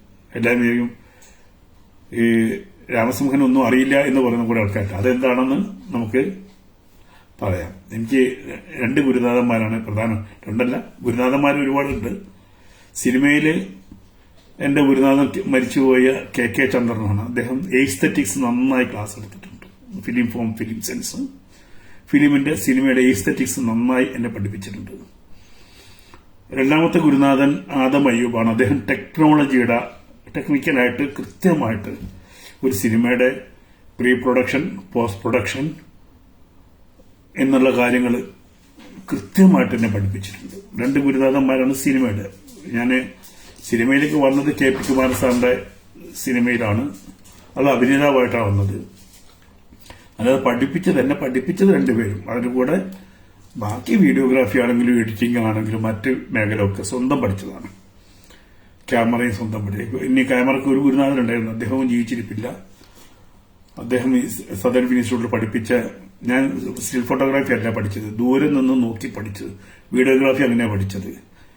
മറ്റൊരു ചെയ്യുമ്പോൾ ദൂരെ നിന്ന് മാറി. അങ്ങനെ തന്നെയാണ് ഞാൻ ആശാരിപ്പണി പഠിച്ചതും വെൽഡിങ് പഠിച്ചതും. ഈ പറയുന്ന പോലെ ഒട്ടുമിക്ക സംഗതികളും നോക്കി നിന്ന് കുഞ്ഞിലെ അതൊരു ഹരമായിരുന്നു. ആശാരിമാർ വന്നാൽ അവരുടെ കൂടെ ഇരിക്കും. അവര് വെള്ളാരങ്കൽ എടുക്കാൻ പോയാൽ വെള്ളാരങ്കൽ തൂണു അത് പൊടിച്ച് ഈ ഉളി മൂർച്ച കൂട്ടുന്നത് കൗതുകത്തോടെ നോക്കി നിൽക്കും. വയറിങ്ങാർ വന്ന് വയറിങ് ചെയ്യുന്നത് കൗതുകത്തോടെ നോക്കി നിൽക്കും.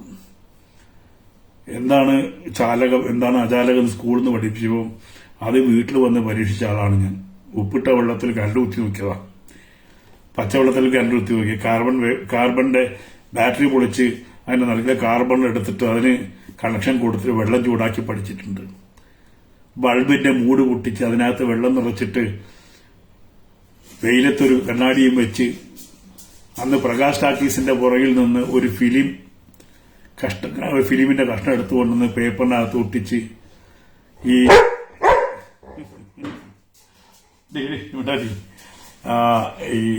സിനിമ വീട്ടിനകത്തേക്ക് ജനലിലൂടെ ലൈറ്റ് അടിച്ചിട്ട് ബൾബിൽ വെള്ളം നിറക്കും. അന്ന് ലെൻസ് ഒന്നും വാങ്ങിക്കാൻ കിട്ടൂല്ലോ. അങ്ങനെ ലെൻസ് ഉണ്ടാക്കുകയായിരുന്നു. ഈ ബൾബ് തുളച്ചാൽ വെള്ളം നിറച്ച് അങ്ങനെ സിനിമ ഉണ്ടാക്കി പഠിച്ചത്. അപ്പം അങ്ങനെ ഒരു ഒട്ടുമിക്ക സംഗതികളും ഈ ഇങ്ങനെ നോക്കി നോക്കി നോക്കി നിന്ന് ചെരുപ്പ്. എന്റെ സുഹൃത്തുണ്ടായിരുന്നു ചെല്ലപ്പൻ, അദ്ദേഹം ഇപ്പോൾ പുൽപ്പള്ളിയിലുണ്ട്. അദ്ദേഹം ചെരുപ്പുണ്ടാക്കുമ്പോൾ അതിന്റെ അടുത്ത് കൂടെ ഇരിക്കുമായിരുന്നു. എന്നിട്ട് കടമനിട്ടയുടെ കവിത നന്നായി ചൊല്ലും അദ്ദേഹം. വൈകുന്നേരം ഞാനും പോയിരിക്കും. ഈ ചെരുപ്പ് ഉണ്ടാക്കുമ്പോൾ കവിത ചൊല്ലുമ്പോൾ ചെരുപ്പ് കുറെ നേരം ചെരുപ്പ് ഈ ഉരയ്ക്കുന്നത് കാണുമ്പോൾ നമുക്കൊരു കൗതുകം തോന്നും. ആ ചെരുപ്പെടുത്ത് നമ്മളും അതിനെ റബ്ബ് ചെയ്യും, ഗമ്മിടുന്നത് എങ്ങനെയാന്ന് കാണും. അങ്ങനെ ചെരുപ്പ് മേക്കിംഗ് ഒക്കെ ചിലപ്പിന്റെ അടുത്ത് പഠിച്ചു. ടൈലറിങ് കുറെ സുഹൃത്തുക്കളിൽ നിന്ന് പഠിച്ചു. അപ്പോസ്റ്ററി വർക്ക് മറ്റൊരു സുഹൃത്തിന്റെ അടുത്ത് പഠിച്ചു. അപ്പൊ സോഫ ഉണ്ടാക്കുമ്പോൾ സ്പ്രിങ് കെട്ടാനും കയറ് കെട്ടാനും വലിക്കാനൊക്കെ ചുമ്മാ കൂടെ ഇരിക്കുമ്പോൾ സുഹൃത്തല്ല ആ നിലയ്ക്ക് നമ്മൾ സഹായിക്കും. അങ്ങനെ പഠിച്ചു. അങ്ങനെ 10-25 പണികൾ പഠിച്ചു. കമ്പ്യൂട്ടർ സ്വന്തം കുത്തിയിരുന്ന് പഠിച്ചതാ. പുസ്തകം വാങ്ങിച്ചു ഒക്കെ ഒരു ഗുരുനാഥനും ഇല്ല അതിനകത്ത്. കമ്പ്യൂട്ടർ ഉണ്ടാക്കി പഠിച്ചതാണ്. അങ്ങനെ ഒരു ഒബ്സർവേഷൻ വേണം നമുക്ക് ജീവിതത്തിൽ, എല്ലാത്തിനും ഒരു ഒബ്സർവേഷൻ വേണം. ഇപ്പൊ കഴിഞ്ഞ ഒരു മാസമായിട്ട് വലിയ റിസ്ക് ഞാൻ ജീവിതത്തിലെടുത്തു. ഞാൻ നല്ല സ്മോക്കറായിരുന്നു. 45 വർഷമായി ഞാൻ സ്മോക്ക് ചെയ്യുന്നു. എന്റെ 15ാമത്തെ വയസ്സിൽ തുടങ്ങിയതാണ്. കഴിഞ്ഞ ജനുവരി 1 മുതൽ അത് ഞാൻ നിർത്തി. ജനുവരി 1 മുതൽ ഇതുവരെ സിഗരറ്റ് പിന്നെ തൊട്ടിട്ടില്ല. വലിയ പണിയാണ്. 45 വർഷത്തെ നമ്മുടെ ശീലം ഒരു ഒറ്റയടിക്ക് മാറ്റുക എന്ന് പറഞ്ഞാൽ നല്ല റിസ്ക് ഉള്ള ഒരു ഇതായിരുന്നു. അപ്പൊ പറ്റും മനുഷ്യർക്കെല്ലാം എന്നുള്ള ഒരു ബോധ്യം ഇപ്പൊ ഉണ്ട്. അത് ജനുവരി 1 മുതൽ 31 മൂകാംബികയിൽ പോയി അമ്മയെ കണ്ടിട്ട് 2-3 പ്രാവശ്യം പോയതാ, നടന്നില്ല. ഈ പ്രാവശ്യം അവിടെ വെച്ചങ്ങ് നിർത്തി. അതിനുശേഷം ഇതുവരെ സിഗരറ്റ് വലിച്ചില്ല. മറ്റേ 2 പാക്കറ്റ് സിഗരറ്റ് ഒരു ദിവസം വലിക്കുന്ന ആളായിരുന്നു ഞാൻ. 20 പാക്കറ്റ് സിഗരറ്റ് വലിക്കും. 20 സിഗരറ്റെങ്കിലും 15 മുതൽ 20 സിഗരറ്റ് വലിക്കുന്ന വ്യക്തിയായിട്ട് ഞാൻ. അപ്പൊ അങ്ങനെയൊക്കെ ഒരു മാറ്റം ഈ പ്രാവശ്യം. അപ്പൊ അതുകൊണ്ടാണ് കഴിഞ്ഞ ഒരു 1-1.5 മാസം കൂടുതലും ഈ ഇത്തരം വർക്കുകളിലേക്കാണ് പോയത്. നമുക്കൊന്നും ഒളിച്ചു വെക്കാനൊന്നും ഇല്ല കേട്ടോ ജീവിതത്തില്. ഇത് എന്റെ അടുത്ത സുഹൃത്തുക്കൾക്കൊക്കെ അറിയാം. നല്ല ചെയിൻ സ്മോക്കറായിരുന്നു ഞാൻ. ധാരാളം വലിക്കുമായിരുന്നു, കൂടുതൽ വലിക്കുമായിരുന്നു. പിന്നീട് അത് കുറച്ച് എങ്കിൽ പോലും 1-2 പാക്കറ്റ് സിഗരറ്റ് വലിക്കുന്ന വ്യക്തിയായിരുന്നു ഞാൻ. അപ്പൊ അതൊന്നും ഒരു മോചനം കിട്ടി. അപ്പൊ ഇതൊക്കെ ഒരു ഞാനിത് സംസാരിക്കുന്നത് നമുക്ക് എല്ലാവർക്കും പറ്റും എന്നുള്ളത് ബോധ്യപ്പെടുത്താൻ വേണ്ടിയിട്ടാണ്. അപ്പൊ അങ്ങനെ ഒരു മാറ്റം വന്നിട്ടുണ്ട്. ആ മാറ്റം ഈ വർഷം നല്ല മാറ്റങ്ങളുണ്ടാവട്ടെ. 2024 നേരത്തെ പറഞ്ഞ പോലെ ഭാരതത്തിന്റെ മാറ്റം കുറച്ചു കാലം കൂടി നമുക്ക് ജീവിച്ച് അതൊക്കെ കാണണം, കണ്ടിട്ട് പോകണം എന്നുള്ളൊരു ആഗ്രഹമുണ്ട്. നമ്മുടെ നീണ്ടു കിടക്കുന്ന ഹൈവേയിലൂടെ ഒന്ന് സഞ്ചരിക്കണം എന്ന് ആഗ്രഹമുണ്ട്. അതേപോലെ ഹൈന്ദവ സമൂഹത്തിനും മാറ്റം വരണം. വിശ്വാസം എന്ന് പറഞ്ഞത് അന്ധവിശ്വാസമല്ല, അങ്ങനെ ആരും പറയുന്നില്ല. പക്ഷെ നമുക്ക് ആചാരങ്ങൾ വേണം, നാമജപം വേണം. കുടുംബങ്ങൾ വൈകുന്നേരം ഒത്തു ചേർന്ന് എന്തെങ്കിലുമൊക്കെ സംസാരിക്കാനും ഒരു കാരണം ഉണ്ടാവണം. ആ കാരണം തന്നെയാണ് ഇപ്പോൾ എന്തിനാണ് ക്രിസ്ത്യാനികൾ കുരിശ് വരയ്ക്കുന്നത് വെച്ചാൽ, ഒരു കുരിശ് വര എന്ന് പറയുന്നത് നമ്മുടെ പഴയ ആ വിളക്ക് കത്തിച്ചുള്ള നാമജപത്തിന്റെ ബാക്കിയാണ് കുരിശ് വര. ഒരു സംശയം വേണ്ട. മുസ്ലിങ്ങൾ കാണുന്ന 5 നേരമുണ്ട്. അവർ വൈകുന്നേരം ഈ വിളക്ക് കത്തിച്ച് വെച്ചിട്ട് ഖുർആൻ ഓതുന്ന ആൾക്കാരായിരുന്നു. പണ്ട് എങ്ങനെയാണോ രാമായണം വായിച്ചത് അത് പിന്നീട് കൺവേർട്ട് ചെയ്തപ്പോഴും അത് ഖുർആൻ വായിച്ചുകൊണ്ടും കെസ് മാലകൾ പാടിക്കൊണ്ടും ഒക്കെ മാറിയിട്ടുണ്ട്. നമ്മള് ഈ രാമായണം ചൊല്ലുന്നത് പോലെ തന്നെ ബദർമാല ചൊല്ലുന്ന, എന്റെ ഇടയമൊക്കെ ബദർമാല ചൊല്ലുന്നത് ഞാൻ കേട്ടിട്ടുണ്ട്. അപ്പം പക്ഷെ ഹിന്ദുവിൽ നിന്ന് ഇതൊക്കെ പതിയെ പതിയെ ഇല്ലാണ്ടായി. ഞാനൊന്നും ആചരിക്കണമെന്ന്, ഞാൻ ഒരു മുസൽമാനായി ജീവിച്ച മനുഷ്യനാണ്. പക്ഷെ ഹിന്ദുവായി ജനിച്ചവർ ആചരിക്കാതെ പോകുമ്പോൾ ഉണ്ടാവുന്നത് ഇതിന്റെ ദോഷം എന്തെങ്കിലും ആചരിക്കുക, അത് ചെയ്തുകൊണ്ട് ദോഷം ഉണ്ടാവുകയാണെങ്കിൽ ദോഷം ഉണ്ടാവില്ല എന്ന് ഉറപ്പാണ്. കുടുംബവും ഗീത വായിച്ച ദിവസം ഗീത 2 പേജ് വായിക്കാൻ പറ്റിയാൽ അത്ര സമാധാനം ഉണ്ടാവും, വീട്ടിൽ സമാധാനം ഉണ്ടാവും. ഒരു സംശയമില്ല. കാരണം അതിലൊന്നും ആരെയും കൊല്ലണമെന്നോ ആരെയും ഉപദ്രവിക്കണമെന്നോ ഒന്നും ഒരു ഹിന്ദുവിന്റെ ഒരു ഗ്രന്ഥവും പറയുന്നില്ല. എപ്പോഴും ഈ പറയുന്ന മനുസ്മൃതി എടുത്ത് പലരും പുറത്തേക്കിടും. ഞാൻ മനുസ്മൃതി വായിച്ചിട്ട് വായിക്കേണ്ട കാര്യമില്ല എനിക്ക്. കാരണം മനുസ്മൃതിയാണ്, ശ്രുതിയല്ല. അപ്പൊ മനുസ്മൃതിയും ഇതൊക്കെ ഈ അതിലുള്ള എവിടെയെങ്കിലും ഒരു കോണിൽ എന്തെങ്കിലും പറഞ്ഞു എന്നും പറഞ്ഞ് മനുസ്മൃതി. അതുപോലെ രാമായണത്തിന്റെ ഉത്തരരാമായണം എടുത്തിട്ട് രാമനെ ചീത്തയാക്കുന്ന ആൾക്കാരും ഉണ്ട്. ഉത്തരരാമായണം രാമായണത്തിന്റെ കൂടെയുള്ളതാണോ എന്നുള്ളത് തർക്ക വിഷയമാണ്. കാരണം രാമായണത്തിന്റെ ഒരു ഘടനയല്ല ഉത്തരരാമായണത്തിലുള്ളത്, എന്തായിക്കോട്ടെ. അപ്പോൾ നമുക്കതൊക്കെ ഇവിടെ എങ്കിൽ പോലും മറ്റുള്ളവരെ ആരെയും ഉപദ്രവിക്കാനോ ഒരാളെ ഉപദ്രവിക്കാനോ നമ്മുടെ ഒരു ഗ്രന്ഥങ്ങളോ ഒരാചാരങ്ങളോ പറയുന്നില്ല. അതുകൊണ്ട് തന്നെ അത് നിലനിൽക്കേണ്ട ആവശ്യമാണ്. കുടുംബത്തിന് നിലനിൽപ്പിന് ആവശ്യമാണ്, കുടുംബ ബന്ധങ്ങളുടെ ആവശ്യമാണ്. ഏറ്റവും കൂടുതൽ ആത്മഹത്യ ചെയ്യുന്ന ആൾക്കാരാണ്. എങ്ങനെയാണ് ആത്മഹത്യക്ക് വിധേയമാകുന്നത്? ഒന്നും ഷെയർ ചെയ്യപ്പെടാതെ പോകുന്നത്, എവിടെയും വിശ്വാസമില്ലാതെ പോകുന്നത്. അപ്പം ചില വിശ്വാസങ്ങൾ നമ്മൾക്ക് മനുഷ്യർക്ക് മുന്നോട്ട് പോകാൻ ആവശ്യമാണ്. ആധുനിക സമൂഹം അത് പറയുന്നുണ്ട്. ഇപ്പോൾ വലിയ വലിയ കമ്പനികൾ ഗീത പഠിപ്പിക്കുന്നു. എന്തിനാ ഗീത പഠിപ്പിക്കുന്നത്? ഗീത പഠിപ്പിക്കുന്നു, യോഗ പഠിപ്പിക്കുന്നു. എനിക്കൊന്ന് യോഗ ചെയ്യാൻ യോഗ ഇല്ലാതെ പോയ ആൾക്കാരാണ്. അപ്പൊ യോഗ പഠിപ്പിക്കുന്നു, ഗീത പഠിപ്പിക്കുന്നു. എന്തിനാണ്? കോൺസെൻട്രേഷൻ കൂടുതൽ കിട്ടുന്നുണ്ട്, കർമ്മം ചെയ്യാനുള്ള ഊർജം കൂടുതൽ കിട്ടുന്നുണ്ട്. അപ്പോൾ ഹൈന്ദവ സംസ്കാരത്തിന് അങ്ങനെ തന്നെ പറയും. നമ്മുടെ ആയുർവേദം ആണെങ്കിൽ പറയുന്നത് നമ്മുടെ വാദം പിത്തം കഫം 3 ഘടന വെച്ചിട്ടാണ് പറയുന്നത്. നമ്മൾ ഹിന്ദു ധർമ്മത്തെക്കുറിച്ച് പറയുമ്പോൾ 3 ഗുണങ്ങളാണ് പറയുന്നത്. തമോ ഗുണം, സാത്വിക ഗുണം, രജോ ഗുണം, 3 ഗുണങ്ങൾ വെച്ചിട്ടാണ് പറയുന്നത്. അപ്പോൾ ഇതിന്റെ ഒരു ഏറ്റക്കുറച്ചിലാണ് മനുഷ്യനെ. അപ്പൊ ഇതിന് ഈ എന്താണ് സാത്വികമായിട്ട് മാറുക എന്ന് പറഞ്ഞാൽ സന്യാസിയായിട്ട് മാറുക എന്നുള്ളതല്ല അർത്ഥം. സാത്വികമായ ചിന്തകൾ വരിക, എല്ലാത്തിനെയും കൊല്ലണം. പണ്ടൊക്കെ പാമ്പിനെ കണ്ട കൊല്ലം തോന്നുമായിരുന്നു. ഞാൻ ആളെ വിളിച്ചു കൂട്ടി പാമ്പിനെ തല്ലിക്കൊല്ലുന്ന ചെറുപ്പത്തിലൊക്കെ അങ്ങനെയാണല്ലോ. ഇപ്പൊ പാമ്പ് അടുക്കളയിൽ വരും, പാമ്പ് അയൽവത്ത് കൂടെ വരും, തല ഊക്കി എവിടെ നോക്കും, അങ്ങോട്ട് പോടാന്ന് പറഞ്ഞാൽ അത് പോവും. അങ്ങനെയൊക്കെ മുന്നോട്ട് പോകുന്നു. അപ്പോൾ പതിയെ പതിയെ നമുക്ക് എല്ലാത്തിനോടും ഒരു ഇഷ്ടം തോന്നും. ഈ സനാതന ധർമ്മത്തിന്റെ ഗുണം കാവിലെ മഞ്ഞൾപ്പൊടിയും സർപ്പ കോലങ്ങളും ഒക്കെ നമ്മുടേതായിട്ട് മാറുമ്പോൾ പ്രകൃതി നമ്മളിൽ നിന്ന് ദൂരെയല്ല. അതാണ് ഹിന്ദു സംസ്കാരത്തിന്റെ ഏറ്റവും ഗുണം. പക്ഷികളും മൃഗങ്ങളും ഉറുമ്പും ഒക്കെ നമ്മുടെ സഹജീവികളാണെന്ന ഒരു ബോധം ഉണ്ടാവും. പ്രകൃതിയെ എങ്ങനെ നമ്മൾ നോക്കിക്കാണണം എന്നൊരു ബോധം പതിയെ ഈ ധർമ്മത്തിന്റെ കൂടെ സഞ്ചരിച്ചാലുണ്ടാവും. അതിന് ഏറ്റവും വലിയ ഉദാഹരണമാണ് കാവ്. ഞാൻ കാവിന്റെ തൊട്ടടുത്താണ് നിൽക്കുന്നത്. കാവ് ഇങ്ങനെ നമ്മളെ തണുപ്പിച്ച് നിർത്തുന്നുണ്ട്. എനിക്ക് നല്ല വെള്ളം തരുന്നുണ്ട് കാവ്.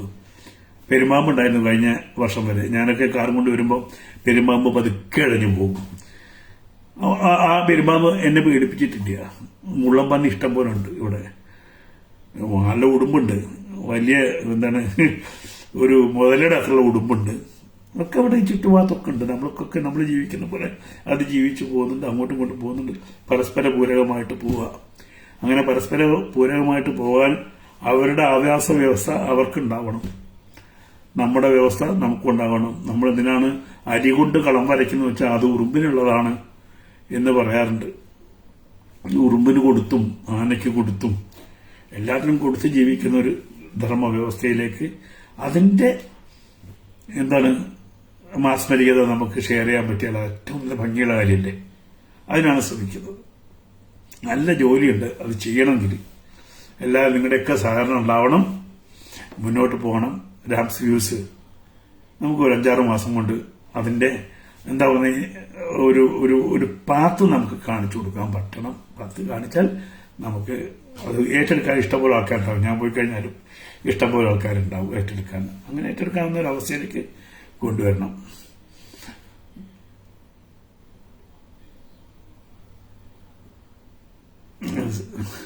ഫൈറ്റിങ്, ദുരന്തങ്ങളിൽ നിന്ന് അനുഭവം. ഞാൻ ഫൈറ്റ് ചെയ്തത് എനിക്ക് വേണ്ടിയിട്ടല്ല. ഇപ്പം സിനിമയിൽ ഏറ്റവും വലിയ ഫൈറ്റ് ഞാൻ ചെയ്തത് തിലകൻ ചേട്ടന് വേണ്ടിയിട്ടാണ്. തിലകൻ ചേട്ടനെ സിനിമയിൽ നിന്ന് ഒതുക്കിയപ്പോ അയാളെ വെച്ച് സിനിമ ചെയ്യരുതെന്ന് ഈ നമ്മുടെ സംഘടനകളൊക്കെ പറഞ്ഞപ്പോ, എന്നാൽ പിന്നെ എന്റെ കാര്യങ്ങൾ പോകുന്ന എനിക്ക് ഉറപ്പുണ്ടായിരുന്നു. എന്നാലും വേണ്ടിയില്ല, ആ ഒരു വൃദ്ധനെ സിനിമയില്ലാത്ത മരിച്ചു പോകുന്ന ഒരു നടനായി തിലകൻ മാറരുത് എന്നുള്ള സമരത്തിന്റെ ഭാഗമായിട്ടാണ് അച്ഛൻ എന്നുള്ള സിനിമ. അച്ഛൻ നല്ല സിനിമയാണ്. ഞാൻ ചെയ്തതിൽ എനിക്ക് ഇഷ്ടപ്പെട്ടൊരു സിനിമയാണ്. ഒരു ഒറ്റ കഥാപാത്രം, 2 കഥാപാത്രം, പ്രധാനമായിട്ട് ഒരു ഒറ്റ കഥാപാത്രമുള്ള സിനിമ. കണ്ടവരുണ്ടാവും. സൂര്യയിൽ അത് ടെലികാസ്റ്റ് ചെയ്തിട്ടുണ്ട്. അച്ഛൻ എന്ന് പറഞ്ഞ സിനിമ. ആ അച്ഛൻ എന്ന സിനിമ ഉണ്ടായില്ലായിരുന്നെങ്കിൽ തിലകൻ നടനല്ലാതെ മരിച്ചു പോകുമായിരുന്നു. എന്റെ വലിയൊരു സമരമാണ്. അച്ഛൻ ഞാൻ എടുത്തത് കൊണ്ട്, അച്ഛൻ എടുത്തു, ഐഡിയൽ കപ്പിൾ എടുത്തു, തിലകനെ വെച്ച് കണ്ടിന്യൂസ് പടം എടുത്തു.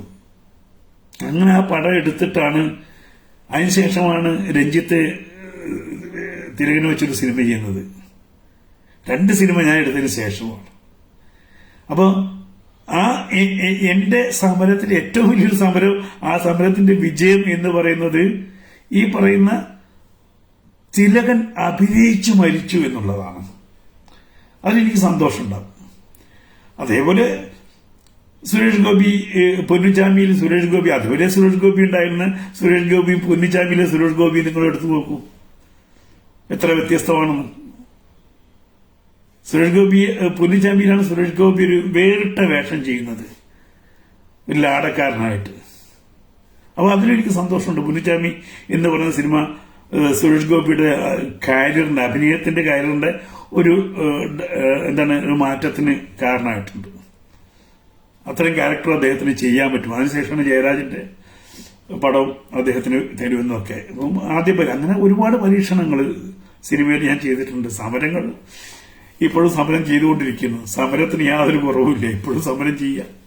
എല്ലാവരോടും സമരം ചെയ്യുന്നത് എന്താ പറയുക, മാറ്റത്തിന് വേണ്ടിയിട്ടാണ്. എന്റെ സമരങ്ങൾ മാറ്റത്തിന് വേണ്ടിയിട്ടാണ്. ഞാൻ ഈ ടെക്നോളജി കൊണ്ടുവന്നതും ഈ കമ്പ്യൂട്ടർ എഡിറ്റിംഗ് കൊണ്ടുവന്നതും ഒക്കെ എന്റെ ഒരു സമരത്തിന്റെ ഭാഗമായിട്ടാണ് ചെയ്തത്. പല സമരം ചെയ്തിട്ടുണ്ട്. ജനങ്ങൾ അതൊന്നും കൊട്ടിഘോഷിച്ചിട്ടില്ല. ഈ കേരളത്തിൽ ആദ്യമായിട്ട് DSLR വെച്ചിട്ട് സിനിമ ഉണ്ടാക്കിയത് ഞാനാണ്. പക്ഷെ അവകാശം പലരും കൊണ്ടിട്ടുണ്ട്. ഈ പറയുന്ന അച്ഛൻ എന്ന് പറഞ്ഞ സിനിമയാണ് ആദ്യമായിട്ട് കാനൺ ക്യാമറ വെച്ച് എടുക്കുന്ന സിനിമ. അത് റിലീസ് ചെയ്യുന്നത് 2010 ജനുവരിയിലാണ്. പക്ഷേ ക്രെഡിറ്റ് വേറെ ആൾക്കാരാണ്. അതുപോലെ പല രീതിയിലാണെങ്കിലും ശരി, ആദ്യത്തെ ഡിജിറ്റൽ സിനിമ അവാർഡിന് എടുക്കില്ലായിരുന്നു. ഹൈക്കോടതിയിൽ പോയിട്ടാണ് ഞാൻ സമരം ചെയ്തിട്ടാണ് ഡിജിറ്റൽ സിനിമ, അതും ഈ അച്ഛൻ എന്ന് പറഞ്ഞ സിനിമയാണ് ആദ്യമായിട്ട് അവാർഡിന് കാണിക്കുന്നത്. അന്ന് തന്നെ കളിയാക്കിയ നിരൂപകരൊക്കെ ഉണ്ട് സിനിമയിൽ. അപ്പൊ അത് നമുക്ക് കണ്ട അതും ഒരു അനുഭവമാണ്. ഈ നമ്മള് സിനിമ തന്നെ ഒരു സമരമാണ് ജീവിതത്തിന്റെ. ഞാൻ സിനിമ പഠിച്ചതും സമരം ചെയ്തിട്ടാണ്. സാമ്പത്തികം ഉണ്ടായിരുന്നില്ല എനിക്കാകെ എന്റെ സഹോദരന് 1 മാസത്തെ ഫീസ് തന്നിട്ടുള്ളൂ. 1-2 മാസത്തെ ഫീസ് 500 വെച്ച് തന്നിട്ടുണ്ട്. അത് കഴിഞ്ഞിട്ട് ജോലി ചെയ്താണ് പഠിച്ചത്. അവിടെ തന്നെ ജോലി ചെയ്ത് 750 രൂപ ശമ്പളത്തിനാണ് സിനിമ പഠിച്ചത്. വീടെന്ന സ്വപ്നം പൂർത്തിയാക്കാൻ വേണ്ടിയിട്ട് 10-35 കൊല്ലം എടുക്കേണ്ടി വന്നു. 30 കൊല്ലെടുത്തു ഒരു വീട് എന്ന സ്വപ്നം, സ്വന്തമായിട്ടൊരു വീട് എന്ന് 5-6 വർഷമായിട്ടുള്ള എന്റെ വീടിന്റെ പണി പൂർത്തിയാക്കിയിട്ട്. അതുവരെ പൂച്ച കുഞ്ഞുങ്ങളെ എടുത്തു പോകുന്ന അരി വാടക വീടിൽ നിന്ന് വാടക വീട്ടിലോട്ട് പോയിക്കൊണ്ടിരുന്നതാണ്. അതൊക്കെ ഒരു സമരത്തിന് സിനിമയുടെ എന്താണ് പറയുന്നത്, ഈ പണം ഉണ്ടാക്കുന്ന രീതി അവിടെ പരാജയമാണ്. നമ്മളൊക്കെ ഈ ഇങ്ങനൊരു കുഴപ്പമുണ്ട്, ഈ ധർമ്മത്തിനൊരു കുഴപ്പമുണ്ട്. അത് ആരും പാണ്ട് കാര്യമില്ല. ഈ സമരം ചെയ്യുമ്പോൾ നമ്മളെ മറന്നു പോകും. നമ്മളെ സമരത്തിന്റെ പുറകെ അങ്ങനെ പോകും. എന്തായാലും സന്തോഷം. കുറെ കാലത്തിന് ശേഷം ഇന്ന് ഫ്രീ ആവാൻ, എനിക്ക് ഫ്രീ ആവാനും പറ്റി, നിങ്ങളെ കാണാനും പറ്റി. എല്ലാവർക്കും നന്മ വരട്ടെ. അതേപോലെ രാംസിയൂസിന് ഞാൻ ഇതിന്റെ ഇടയിൽ ലിങ്ക് ഇടുന്നുണ്ട്. നിങ്ങൾ തന്നെ ഷെയർ ചെയ്യുക. നിങ്ങളതിനെ അതിലെ കൊണ്ടുപോകും. നമുക്ക് ഈ മാസം എൻഡിൽ, ഫെബ്രുവരി എൻഡിലോ ചിലപ്പോൾ നേരത്തെ പറ്റുമെങ്കിൽ നേരത്തെ, അതല്ലെങ്കിൽ മാർച്ച് ആദ്യം തന്നെയോ ചാനലില് വിവിധ വിഭവങ്ങളുമായിട്ട് വരും. കുറച്ച് നന്നായി ഹ്യൂമറും ഒക്കെ കൊണ്ടുവരണം, എന്നാലേ ആൾക്കാർക്ക് ഇഷ്ടപ്പെടണ്ടേ. എല്ലാം കൂടി ഈ വളരെ ഗൗരവത്തിലുള്ള വിഷയം നമുക്ക് രസകരമായിട്ട് പറഞ്ഞു പോകാൻ പറ്റട്ടെ. എല്ലാവരും നമുക്കൊരു നല്ല നാളെ പ്രതീക്ഷിക്കാമോ? തീർച്ചയായിട്ടും പ്രതീക്ഷിക്കാം. ആ നല്ല അതിനെ നമ്മളൊക്കെ ജോലി ചെയ്യുന്നത്. എത്ര കൊല്ലായി ചീത്തവിളി കേട്ടിട്ടും പല കുത്തനുണ്ടായിട്ടും നമ്മള് ധൈര്യം കൈവിടാതെ നമ്മൾ ഇതിന്റെ കൂടെ തന്നെ പോകുന്നുണ്ടല്ലോ. ചവിട്ടി മെതിച്ച് ഇല്ലാതാക്കാൻ ശ്രമിച്ചിട്ടും പിന്നെയും നമ്മൾ എഴുന്നേറ്റ് നിൽക്കുന്നില്ലേ? നല്ല നാളുണ്ട്, നാളെ നന്നാവും. അതിന് ലക്ഷണങ്ങളൊക്കെ ഉണ്ട്, യാതൊരു സംശയവുമില്ല. ഹിന്ദു ഉണർന്നു, എല്ലാവർക്കും പറയും ഹിന്ദു ഉണർന്നു തുടങ്ങിയിട്ടുണ്ട്. അത് ഉണർന്നു തുടങ്ങിയത് എവിടെയാണെന്ന് ഞങ്ങൾക്കറിയാം. ഏറ്റവും കൂടുതൽ മാറ്റം ഉണ്ടായിട്ടുള്ളത് കേരളത്തിലെ ഹൈന്ദവ സ്ത്രീകളിലാണ്, അമ്മമാരിലാണ് ഏറ്റവും കൂടുതൽ മാറ്റം ഉണ്ടായിട്ടുള്ളത്. അത് തമാശ പറഞ്ഞില്ല. കാരണം ഞങ്ങൾക്ക് ക്ഷേത്രങ്ങളിലൊക്കെ പോകുമ്പം അവിടെ മാതൃസംഘടനകളുണ്ടാവും. ഈ മാതൃസംഘടനകളുമായിട്ട് സംസാരിക്കുമ്പോൾ അപ്പോഴാണ് എത്രമാത്രം കേരളത്തിലെ ഹൈന്ദവ സമൂഹം മാറിയിട്ടുണ്ട് എന്ന് മനസ്സിലാക്കുന്നത്. ഞാൻ പലപ്പോഴും നമ്മുടെ സിനിമയുടെ സമയത്ത് നല്ല കമ്മ്യൂണിസ്റ്റ് കുടുംബത്തിൽ നിന്ന് എന്നെ രഹസ്യമായിട്ട് വിളിച്ചിട്ട്, മോനെ പേര് പറയല്ലേ, മോൻ ഞങ്ങൾക്ക് വേണ്ടി ചെയ്യുന്നതിന് ഞങ്ങൾ എന്തെങ്കിലും ചെയ്യണ്ടേ എന്ന് ചോദിച്ചിട്ട് പണം അയച്ചെന്ന് ഒരുപാട് കമ്മ്യൂണിസ്റ്റുകാരുണ്ട്. അപ്പോൾ കമ്മ്യൂണിസ്റ്റ് നമ്മൾ കുറ്റം പറയും, പക്ഷേ കമ്മ്യൂണിസ്റ്റുകാരിലും നല്ല ഹിന്ദുക്കളുണ്ട്. അപ്പൊ ഞാന് ഈ നല്ല ഈ ഹൈന്ദവരായിട്ട് കോൺഗ്രസ് ഹൈന്ദവനെയും കമ്മ്യൂണിസ്റ്റ് ഹൈന്ദവനെയും കൂടെ നിർത്തണം എന്ന് പറഞ്ഞതിനാണ് കഴിഞ്ഞ വർഷം ഏറ്റവും കൂടുതൽ ഞാൻ ഈ കുത്തുമേടിച്ചത് രാഷ്ട്രീയത്തിൽ നിന്ന്. കാരണം ഹിന്ദുപക്ഷത്ത് നിൽക്കുമ്പോൾ, ധർമ്മപക്ഷത്ത് നിൽക്കുമ്പോൾ എനിക്ക് കമ്മ്യൂണിസ്റ്റ് ഹിന്ദുവും കോൺഗ്രസ് ഹിന്ദുവും ഹിന്ദു തന്നെയാണ്. അവര് ആ ഹിന്ദു എന്ന നിലയിൽ എന്റെ കൂടെ നിൽക്കണം എന്നാഗ്രഹിക്കുന്ന ആളാണ് ഞാൻ. അവരെനിക്ക് വേർതിരിവ് കാണിക്കാൻ പറ്റില്ല. ധർമ്മത്തിന്റെ കൂടെ നിൽക്കുന്നവരാണ് അവരുടെ രാഷ്ട്രീയം വ്യത്യസ്തമായതുകൊണ്ട് അവർ ഹിന്ദു അല്ലാതാവുന്നില്ല. ചിലർക്ക് അങ്ങനെയുണ്ട്. BJP ആയാലേ ഹിന്ദു ആവുള്ളൂ, RSS ആണെങ്കിലേ ഹിന്ദു ഉള്ളൂ. അതൊക്കെ വെറുതെ തോന്നല. എത്രയോ നല്ല ഈ പറയുന്ന RSS അല്ലാത്ത BJP അല്ലാത്ത കമ്മ്യൂണിസ്റ്റ് ഹിന്ദുവുണ്ട്, പുറത്തറിയില്ല എന്ന് മാത്രമേ ഉള്ളൂ. അവര് നന്നായിട്ട് ഉള്ളിന്റെ ഉള്ളില് ഈ ധർമ്മത്തെ താലോലിക്കുന്നവരാണ്. അപ്പൊ അങ്ങനെ ഒരാളെയും ഒരു ജാതിനെയും ഒരു വിഭാഗത്തിനെയും നമ്മൾ കുറച്ച് കാണണ്ട. അതല്ലേ നമ്മളെ പഠിപ്പിച്ചത്. നമ്മൾ നമ്പൂരി മുതൽ നായാടി വരെ എന്ന് പറഞ്ഞ എല്ലാത്തിലും ധർമ്മത്തിന് നമ്മൾ പറഞ്ഞുകൊണ്ടേയിരിക്കുക.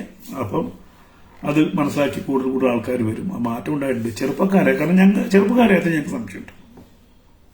സംഗതി സംഘാണെന്ന് പറയും, BJP ആണെന്നൊക്കെ പറയും, അല്ലെങ്കിൽ ഹിന്ദു നാമധാരികളാണ് ഞങ്ങൾ സംഘടന എന്നൊക്കെ പറയുമെങ്കിലും ഒരു ക്ഷേത്രത്തിൽ പോയാൽ, ഞാനോ സ്വാമിജിയൊക്കെ പോയി കഴിഞ്ഞാൽ അവിടെ എത്ര ചെറുപ്പക്കാരുണ്ട് എന്ന് ഞങ്ങൾ നോക്കാറുണ്ട്.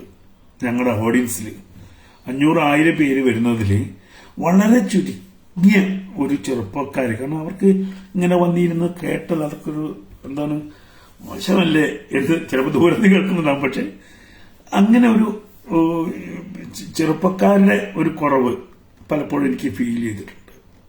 അതല്ലാതെ ബാക്കി ഞങ്ങളുടെ കൂടെ നിൽക്കുന്ന വയസ്സന്മാരാണ് കൂടുതലുള്ളത്. അവരെന്നെ വിളിക്കാറുണ്ട്. തൃശ്ശൂരിന്റെ അമ്മ കഴിഞ്ഞ മാസം വിളിച്ചു. എന്നിട്ട് പറഞ്ഞു, രാമസിംഹൻജി, സുരേഷ് ഗോപി ജയിക്കണം. എന്നിട്ട് അവരൊരു കൂട്ടായ്മ ഉണ്ടാക്കിയിട്ടുണ്ട് അവിടെ.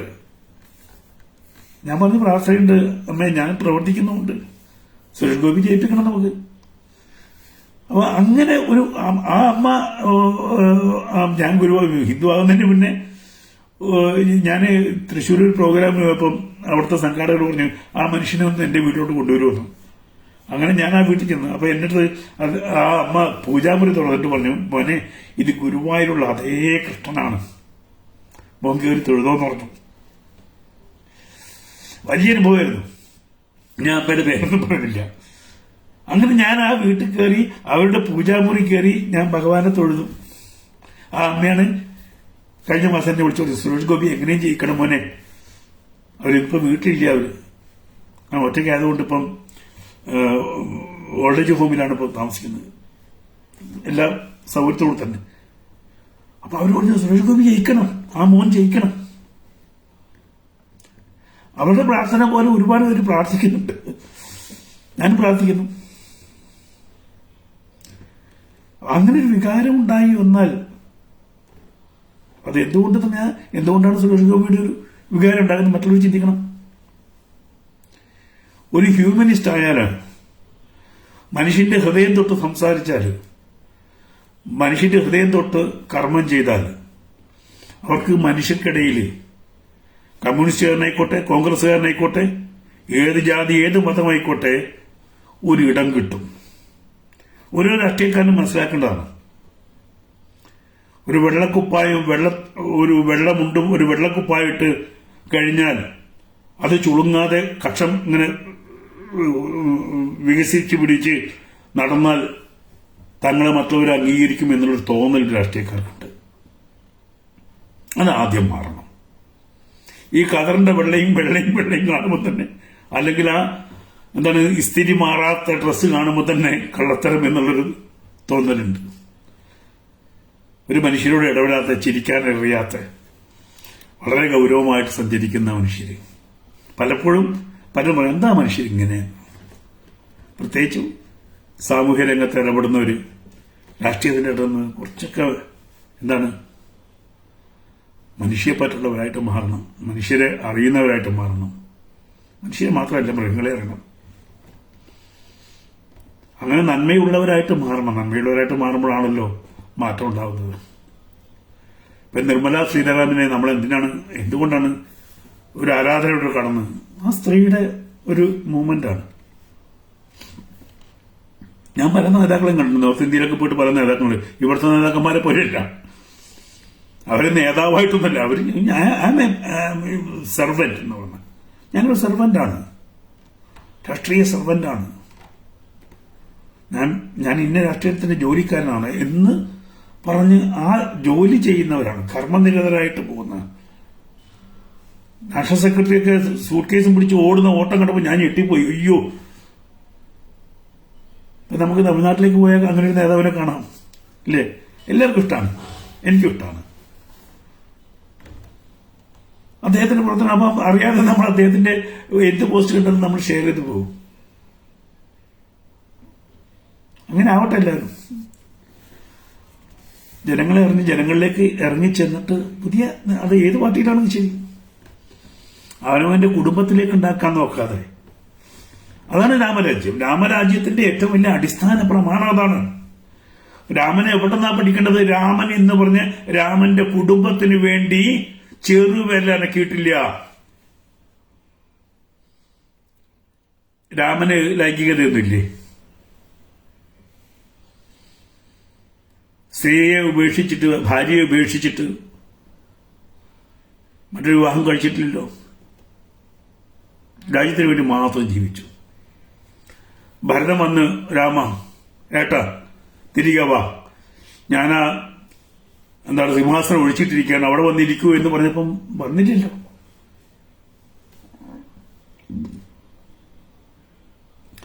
നമ്മൾ എന്തുകൊണ്ടാണ് രാമൻ നമ്മുടെ ഹീറോ ആവുന്നത്, ഭാരതത്തിന്റെ ഈ കൊടിയടയാളമായി രാമൻ മാറുന്നത്? അദ്ദേഹം സ്വന്തം കുടുംബത്തിന് വേണ്ടി ജീവിച്ചിട്ടില്ല, രാജ്യത്തിന് വേണ്ടി മാത്രം ജീവിച്ചു. ഉത്തരരാമാണ് എനിക്കറിയില്ല. രാമൻ രാജ്യം നന്നായി നോക്കി ഒരുപാട് കാലം രാജാവായി ജീവിച്ചു എന്നുള്ള എടുത്തു നിർത്തുന്നതാണ് എന്റെ ഫിനിഷിംഗ് അവിടെയാ. അപ്പൊ ആ രാമൻ പറഞ്ഞത് രാജ്യം എങ്ങനെ മുന്നോട്ട് പോകണം, എങ്ങനെ ഭരിക്കണം, ആ രാജ്യത്തിൽ രാജാവിന്റെ കടമ എന്താണ്, രാജാവിനെ കുറിച്ച് അവിടുത്തെ ഒരു മനുഷ്യർക്ക് പോയിട്ട് ഒരു ജീവജാലത്തിന് പോലും എതിരഭിപ്രായം ഉണ്ടാവാൻ പാടില്ല. രാജാവിന് വേണ്ടി ഒന്നും ചെയ്യരുത്. ഇപ്പൊ നമ്മൾ കേൾക്കുന്നു, നമ്മൾ കേൾക്കുന്നു പിണറായി വിജയന്റെ എന്തൊക്കെ കഥകളാണ് കേൾക്കുന്നത്. എന്തൊക്കെ കഥകൾ കേൾക്കുന്നു ഒരു മുഖ്യമന്ത്രിയെ കുറിച്ച്. അതിനെ അങ്ങനെയല്ല എന്ന് പറയാൻ വേണ്ടി എത്ര പേര് ശ്രമിക്കുന്നു. ഒരു ജോലിയും ചെയ്യാതെ ഒരു മുഖ്യമന്ത്രിയുടെ മകൾക്ക് എവിടെ നിന്നാണ് ഈ പണം കൊണ്ടുകൊടുത്ത സാമാന്യ ബുദ്ധിക്ക് കമ്മ്യൂണിസ്റ്റുകാർ പോലും ചിന്തിക്കില്ലേ? ഇതൊക്കെ നുണയാണെന്ന് പറയാൻ പറ്റുമോ? കോടിക്കണക്കിന് രൂപ വന്നു കഴിഞ്ഞു. എന്തിന്? ഇപ്പൊ ഞാനൊക്കെ കമ്പ്യൂട്ടർ വർക്ക് ചെയ്യുന്ന ആളാണ്. എന്താണ് സോഫ്റ്റ്വെയർ മേക്കിംഗ്? എന്റെ മക്കള് IT മേഖലയിൽ വർക്ക് ചെയ്യുന്നവരാണ്. എന്താണ് സോഫ്റ്റ്വെയർ എന്നും എന്താണ് സോഫ്റ്റ്വെയർ മെയിന്റനൻസ് എന്നും ഈ കമ്പനിക്ക് വേണ്ടി എങ്ങനെയാണ് സോഫ്റ്റ്വെയർ ഉണ്ടാക്കുന്നതൊക്കെ കൃത്യമായിട്ട് അറിയുന്ന ആൾക്കാരാണ് ഇവിടുത്തെ ബഹുഭൂരിപക്ഷം വരുന്ന ചെറുപ്പക്കാര്. അവരെയാണോ പറഞ്ഞു പറ്റിക്കുന്നത്? അപ്പൊ രാമന് വേണ്ടി, രാമൻ എന്താണെന്ന് അറിയണമെങ്കിൽ രാമനെ അറിയണം. അപ്പൊ അതുകൊണ്ടാണ് ഇപ്പൊ രാമക്ഷേത്രം വരുമ്പോ എന്താണ് ഒരു വലിയ ഉഷാർ എന്ന് ചോദിച്ചാൽ, രാജ്യത്തിന്റെ കൊടിയടയാളമാണ്, ആ സ്തംഭമാണ് അവിടെ ഉയർന്നത്, കേവലം ഒരു ക്ഷേത്രമല്ല. ഹേ റാം എന്ന് പറഞ്ഞ് ഗാന്ധിജിയുടെ രാമനെ കണ്ടിട്ടുണ്ടല്ലോ. ആ രാമന്, അത് വേറെ രാമനൊന്നുമല്ല. ഗാന്ധിജിയുടെ രാമന് വ്യത്യാസമൊന്നുമില്ല. ഈ രാമൻ തന്നെയാണ് ആ രാമൻ. ആ രാമൻ എന്റെ ക്ഷേത്രം അവിടെ വരുന്നു. ഭാഗ്യന്റെ അടുത്ത മാസം പോകണമെന്നുണ്ട്, ഇത് കാണണമെന്നുണ്ട് രാമക്ഷേത്രം. എന്തായാലും കുറച്ചധികം നേരം ഇരുന്നു. സന്തോഷം. അശോക് കുമാർ ഹായ്. എല്ലാവരും ഇങ്ങനെ നമസ്തേ. NGK പിള്ള ജി നമസ്തേ. ഈ വൈകിയ വേളയിൽ ഒരുപാട് പേര് വന്നു, അത് വലിയ സന്തോഷമുണ്ട്. ഒരിക്കൽ കൂടി ചാനലിന്റെ പങ്കാളിത്തം ഏറ്റെടുക്കുക, കൂടെ നിൽക്കുക, അതൊരു വിജയമാക്കി മാറ്റുക. രാഷ്ട്രീയമില്ല, ജാതിയില്ല, മതമില്ല, ഒന്നുമില്ല. സംസ്കാരം, നമ്മുടെ സനാതനധർമ്മവും അല്ലാതെ എനിക്ക് കുട്ടികൾക്ക് കൊടുക്കാൻ പറ്റുന്ന ഞാൻ പഠിച്ച വിദ്യകളൊക്കെ കൊടുക്കാവുന്ന ഒരു ചാനലായിട്ട് മാറ്റുക, അതിനെ പ്രോത്സാഹിപ്പിക്കുക. അതേപോലെ തന്നെ 2024 നന്നായിരിക്കട്ടെ. ഇനിയിപ്പം ഈ ഫെബ്രുവരി കഴിഞ്ഞു, മാർച്ച് കഴിഞ്ഞു, ഏപ്രിലാകുമ്പോൾ ഇലക്ഷൻ. ഇപ്പം ഇനി ഇലക്ഷന്റെ ചൂടായി. കഴിഞ്ഞ പ്രാവശ്യമൊക്കെ ഇലക്ഷൻ ആകുമ്പം വോട്ടം തന്നെയായിരുന്നു. ഇപ്പൊ ആ വോട്ടൊന്നും വേണ്ട, ശ്രമിച്ച് ചെയ്യാം. അങ്ങനെ ഗുണമുണ്ട്. എന്നാലും മനസ്സിൽ പ്രാർത്ഥനയുണ്ട്, മനസ്സിൽ ചിന്തയുണ്ട്, മനസ്സിൽ എന്താ പറയാ, മനസ്സിലൊരു പ്രതീക്ഷയുണ്ട്. പ്രതീക്ഷയൊക്കെ നടക്കട്ടെ. എല്ലാവർക്കും ഹായ്. എല്ലാവർക്കും സന്തോഷം. പ്രത്യേകിച്ച് ആർക്കൊന്നും പറയാനില്ലല്ലോ.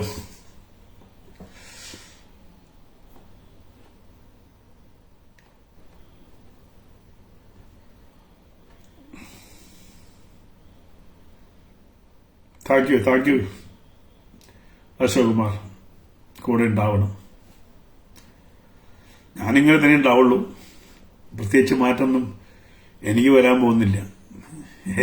ഏത് കാലത്ത് വന്നാലും ഇങ്ങനെയൊക്കെ അങ്ങ് മുന്നോട്ട് പോകണം, അത്രയേ ഉള്ളൂ. Thank you Manoj Kumar. കൂടെ ഉണ്ടാവും. നമസ്തേ ഷിജു. ജയ് ശ്രീറാം. ജയ് ശ്രീറാം. സുഖമാണ്, സംശയമില്ല. അത് ഫേസ്ബുക്കിൽ അങ്ങനെ ഞാൻ പറഞ്ഞില്ലേ, കുറച്ച് തയ്യാറെടുപ്പിലായിരുന്നു. അതുകൊണ്ടാണ്. ഇനി നമുക്ക് സ്ഥിരം കാണാം, സ്ഥിരം കാണുന്ന രീതിയിലേക്ക് വരികയാണ്. ഇനി കണ്ടുകൊണ്ടിരിക്കാം. സുരേഷ് സ്വാമി മാധവൻ ഹായ്.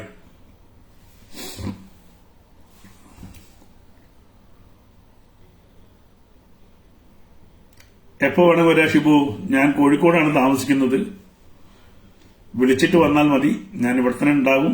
യാത്രയാണെങ്കിൽ മാത്രമേ അങ്ങോട്ടും ഇങ്ങോട്ടും മാറും. മറ്റെങ്കിൽ കൂടുതൽ സമയം വീട്ടിൽ തന്നെയാണ്. വേറെ എവിടെയും പോവില്ല. സാധാരണയിൽ ക്ഷേത്രങ്ങളിൽ പോകുമ്പോൾ പോകും. അതല്ലാതെ എപ്പോ വേണമെങ്കിലും വിളിച്ചിട്ട് കാണണമെന്നുണ്ടെങ്കിൽ നേരിട്ട് കാണാം.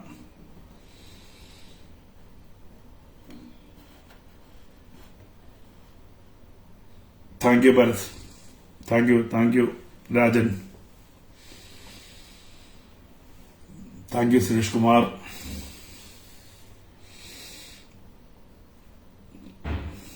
Thank you. ലൈവിൽ വരും. വല്ലപ്പോൾ തിരക്കിലായതുകൊണ്ടാണ്. പിന്നെ എന്താണ് ഒരുപാട് ഡൗൺ ആകുമ്പം പിന്നെ ഇതിനൊന്ന് ചാർജ് ചെയ്ത് കൊണ്ടുവരണം. പുതിയ ഫിലിമില്ല.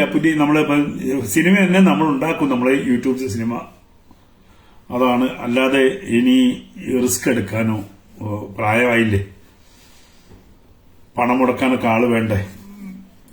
അങ്ങനെ പണ്ടത്തെ കാര്യമല്ല. കോടികൾ വേണം സിനിമ ഉണ്ടാക്കാൻ. അതിന് റിസ്ക് കൂടുതൽ വേണ്ട എന്നുള്ള ഉദ്ദേശിച്ചിട്ടാണ്. നമുക്ക് പറയാനുള്ളത് നമ്മളെ ചാനലിൽ പറയാലോ. ചാനലിലൂടെ നല്ല പരിപാടികളൊക്കെ ഉണ്ടാക്കാം.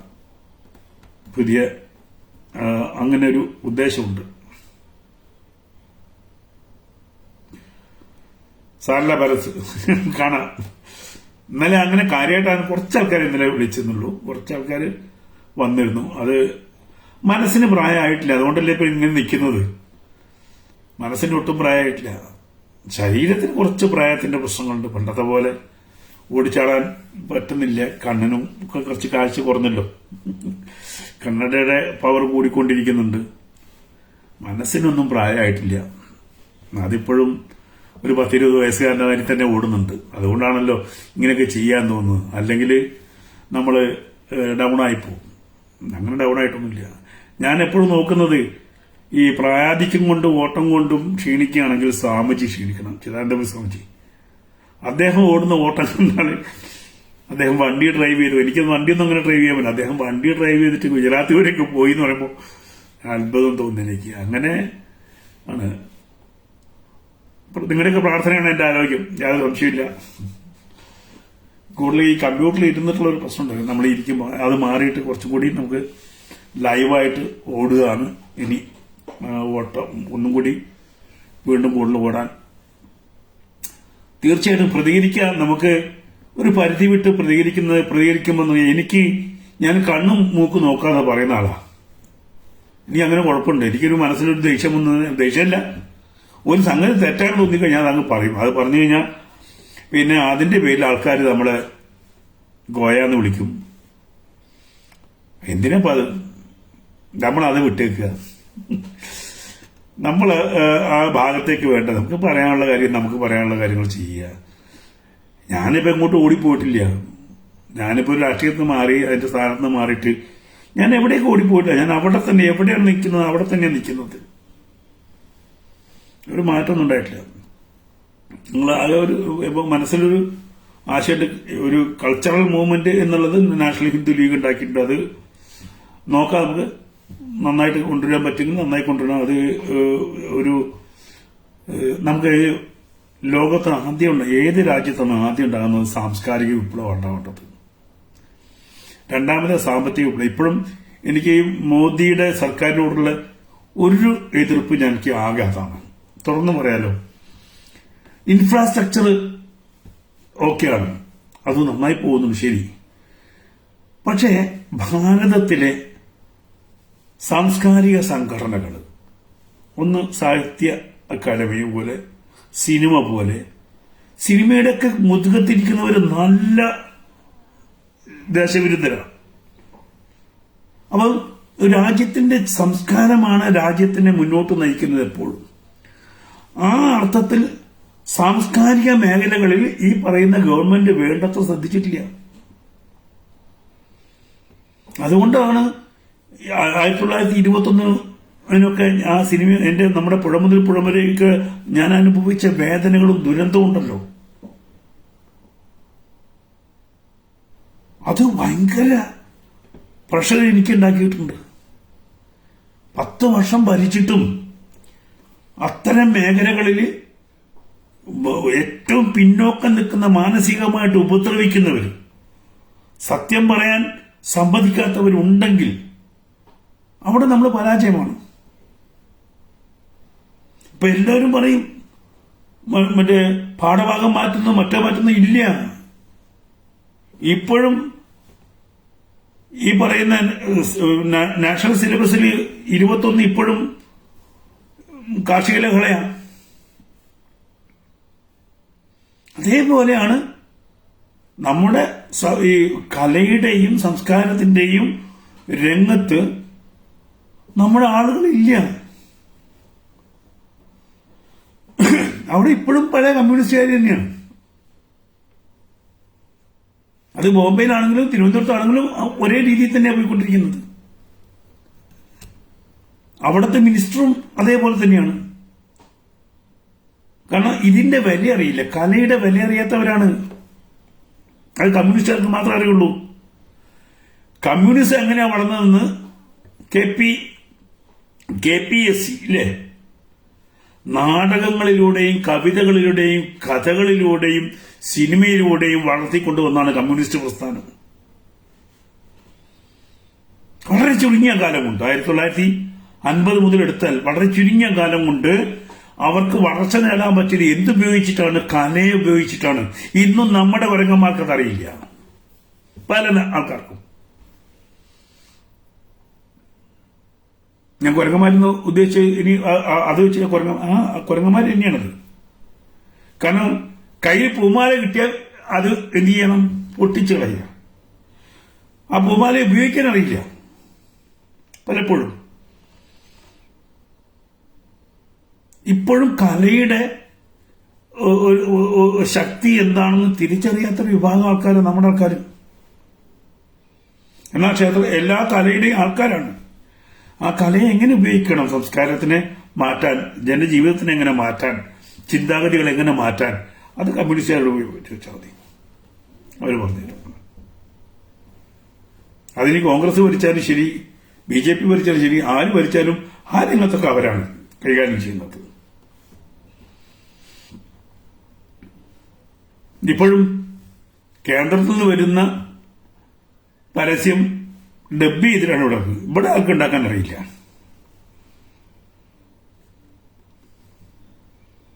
കേന്ദ്ര പദ്ധതികളുടെ ഈ മൊഴിമാറ്റം നടത്തിയ ആ ഒരു തമാശയായിട്ടാണ് നമുക്ക് തോന്നുന്നത് എപ്പോഴും. അതൊന്ന് മലയാളത്തിൽ ചിത്രീകരിക്കാൻ എന്ത് ചെലവ് വരും?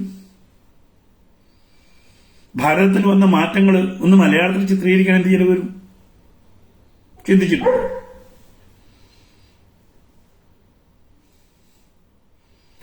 ഇവിടെ പദ്ധതികൾ മുഴുവനും ആയി മാറുമ്പോൾ ഈ സത്യം പുറത്തു കൊണ്ടുവരാനുള്ള മാറ്റം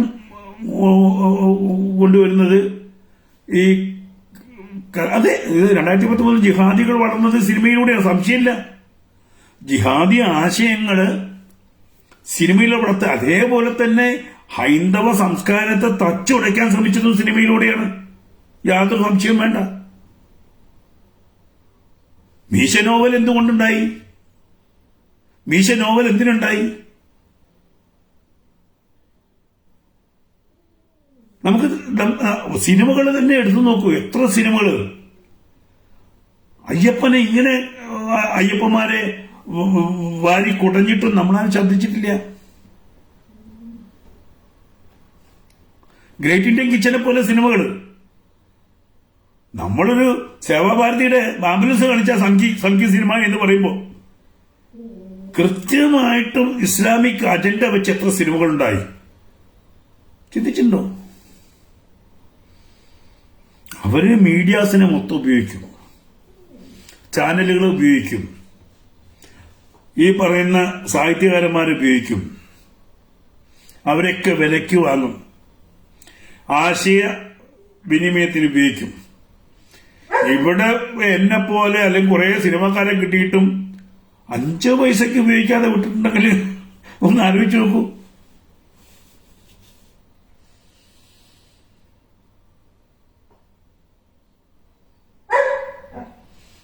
ഉപയോഗിക്കാൻ പഠിക്കണം. ആയുധം കിട്ടിയാൽ ആയുധം കൊണ്ട് പോരാടാൻ പഠിക്കണം. പുന്നം വയ്ക്കാൻ അറിയാത്തിട്ട് തോക്ക് കിട്ടിയിട്ട് എന്ത് കാര്യം? സിനിമയിലെ കുറെ ആൾക്കാരെ കിട്ടിയാൽ അവരെ ഉപയോഗിക്കാൻ പഠിക്കണം. സാഹിത്യകാരന്മാരെ ഉപയോഗിക്കാൻ പഠിക്കണം. കലയെ ആശയവിനിമയത്തിന് ഉപയോഗിക്കാൻ പഠിക്കണം. അത് ആശയവിനിമയത്തിൽ ഉപയോഗിക്കാൻ പഠിച്ചിട്ടില്ലെങ്കിൽ ഇതേപോലെ പുറകോട്ട് പോകും. നമ്മൾ കുറേ കാലം പുറകോട്ട് പോകും.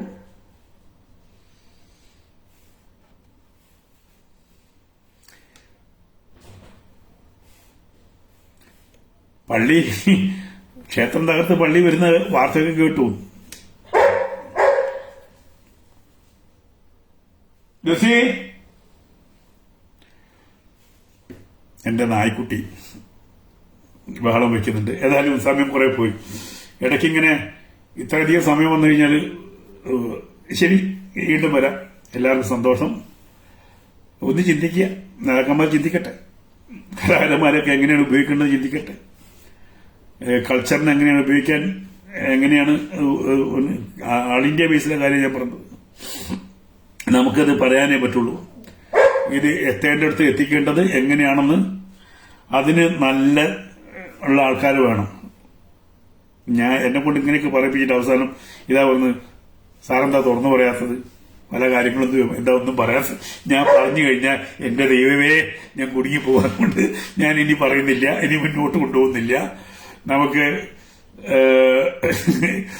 തൽക്കാലം ഇവിടെ വെച്ച് നിർത്താം. സന്തോഷം എല്ലാവർക്കും. മാറ്റം വേണം, മാറ്റം വരണം. എല്ലാവർക്കും സന്തോഷം. ശുഭരാത്രി. എല്ലാ കുടുംബത്തിലും നന്മയുണ്ടാവട്ടെ. ഈശ്വരൻ അനുഗ്രഹിക്കട്ടെ. നന്ദി, നമസ്കാരം. ജയ് ഹിന്ദ്.